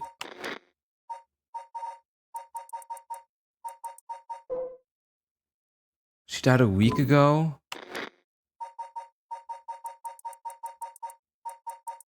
And then how long was he? A little over a year ago? Oh no. Oh no. She took the Haru's son to her stepdad. Rai moved in with the Shirayas to practice his magic. He did a sacrifice to perform his youth restoration spell, but that meant extracting the life force from someone young. Oh no, of course, that awful man. So it was Arai, this man. Arai arrested Nejima, so he must have also despised Nejima's detractors. Not to mention he was captured and sent to jail once before. Surely he had a bone to pick with the police. Oh, so when he realized that he had a chance to avenge Nejima, I've been wrong. Well, to be fair, they tossed this guy in very late. But still, I've been wrong. Embarrass the police and inquire a living sacrifice at the same time? Fuck, you got it. Arai kidnapped Harishigima's son and managed to score 3 birds with 1 stone. Oh no. You're telling me then that this hard man, he had never had the intention of returning my child? Oh, she's gonna grab a knife and stab this corpse or some shit. I thought there might have been a reason why the kidnapper seemed to be mocking the police. He never wanted money. His aim was to humiliate the force. It all makes sense. He must have used Michio to lower your boy's defenses and then kidnapped him on his way back home. That man, he took Shuichi. Ma'am, please calm down, I understand, but you must remember to breathe. You don't understand. You have absolutely no idea what I'm going through. This isn't a joke. I want to expect the police to understand. You'll never understand. Living sacrifices. What a stupid, stupid idea from a stupid little man. Okay, ma'am, let's just take a moment to breathe. Why don't we go get some fresh air? I can't believe this. This is ugh.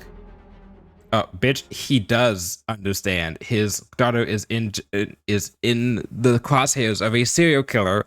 In fact, the same serial killer that your serial killer friend, that your guy that you're mad at, idolized. So yeah, I think he kind of a little bit understands. His daughter is still alive, but he understands. The chief, I think it's best if we take our leave. Before we go, there's one more important piece of information noted in his journal. Oh? Why I got in contact with Nejima last year after Nejima was released on parole. He provided him with accommodation and financial support. Is that so? He managed to find a hideout for Nejima to stay in. Damn it. If anything, rather than use his money to support the Shirayashis, it seems the most wanted Nejima instead. Nejima's looking around anywhere at the moment. It's probably in that hideout. Did he write where it is? Unfortunately, no, not that I can tell. But it seems Michio knew where it was. She never met with Nejima in person, but she was made to go in and clean up among other things. What good is that information? The girl's already dead. Wait, no, she's alive. That's right, Michio Shirishi's alive. If you can find her and get her to talk, you can get her to spill the beans on this hideout too. Investigator, I'm asking you. I should be going. The lady's not well. Yay, we succeeded.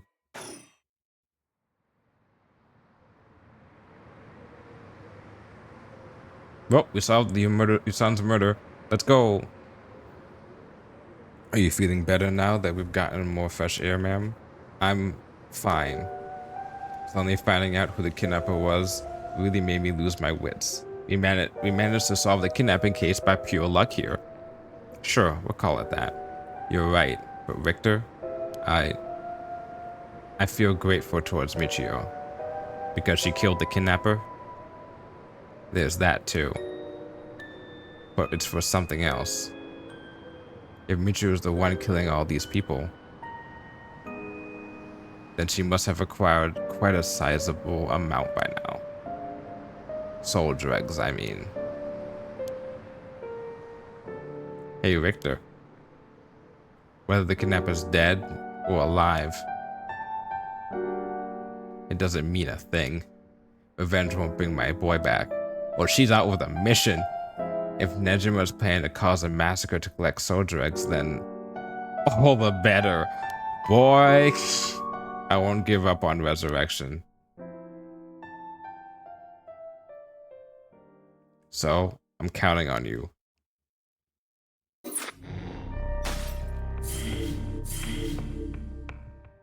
Alright, we are stopping here for today. I think we got too much to handle. Yeah, too much to handle for you, dude. She took it better than I thought she would have. Standing by. So I should do this one next, same man. And then I'll do these two. And I think we'll figure out once that's happening that everything's all connected together. 100% though, this is the thing we have to walk away with. Yako is being possessed by Michio. That's our big theory right now. The kidnapping thing, we're done with. The 7 mysteries, we got enough of for now. His daughter, like 90% chance it's gonna be that college student. All right, but the main thing that's important is this right here. This little girl, this teenager, who's so obsessed and so sad that her friend's dead, that a friend found her and used her to be a conduit. And I think she went last night dressed up as Yako possessed her, dressed up like her. That's why they said at 8 a.m., where was she? And it's like the candy store. Because that's where it was before we moved. It was at 9 a.m. after we moved from that location. She was possessed, dressed up like Yako, went to go find both Jonorichi and her fucking abusive piece of shit stepdad. Both of them are assholes, obviously. And, well, you know the rest. So what the goal is going to be now, it's going to be for next time we play, if I remember it, probably not, it's going to be that we're going to have to reunite these guys again with this information and then find out, that's why it's standing by, and then get it so that she gets possessed again, gives out the information, and then we can stop the rite of resurrection from happening. Well, or stop the massacre, the massacre, I guess, the massacre from happening. Until then, though, we are stopping stream for now. This has actually been a good playthrough. It's like not too complicated, but it's still like got some, you know, got some kick to it, you know? But in the meantime, that save.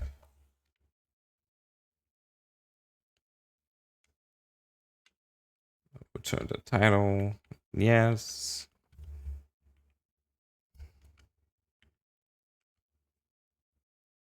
Okay. Who will we going to? Oh. Whew. Let's see. Who's live on Twitch at this insane time at night?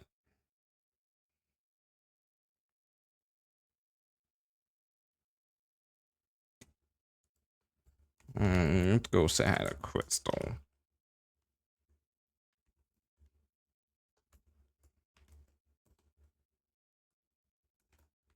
All right, so that's enough for today.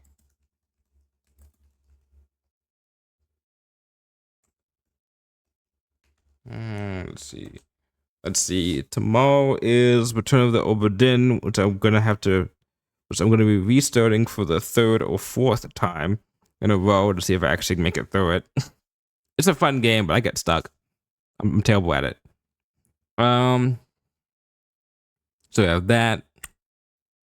Wednesday we have a rare stream that usually I don't stream on Wednesdays, but since I'm gonna be busy on Saturdays, most likely I just like, you know, I'm not gonna try and make myself too busy, possibly, and then I'm gonna stream on Wednesday instead. So we're gonna go to replaying some more Control and have fun with that.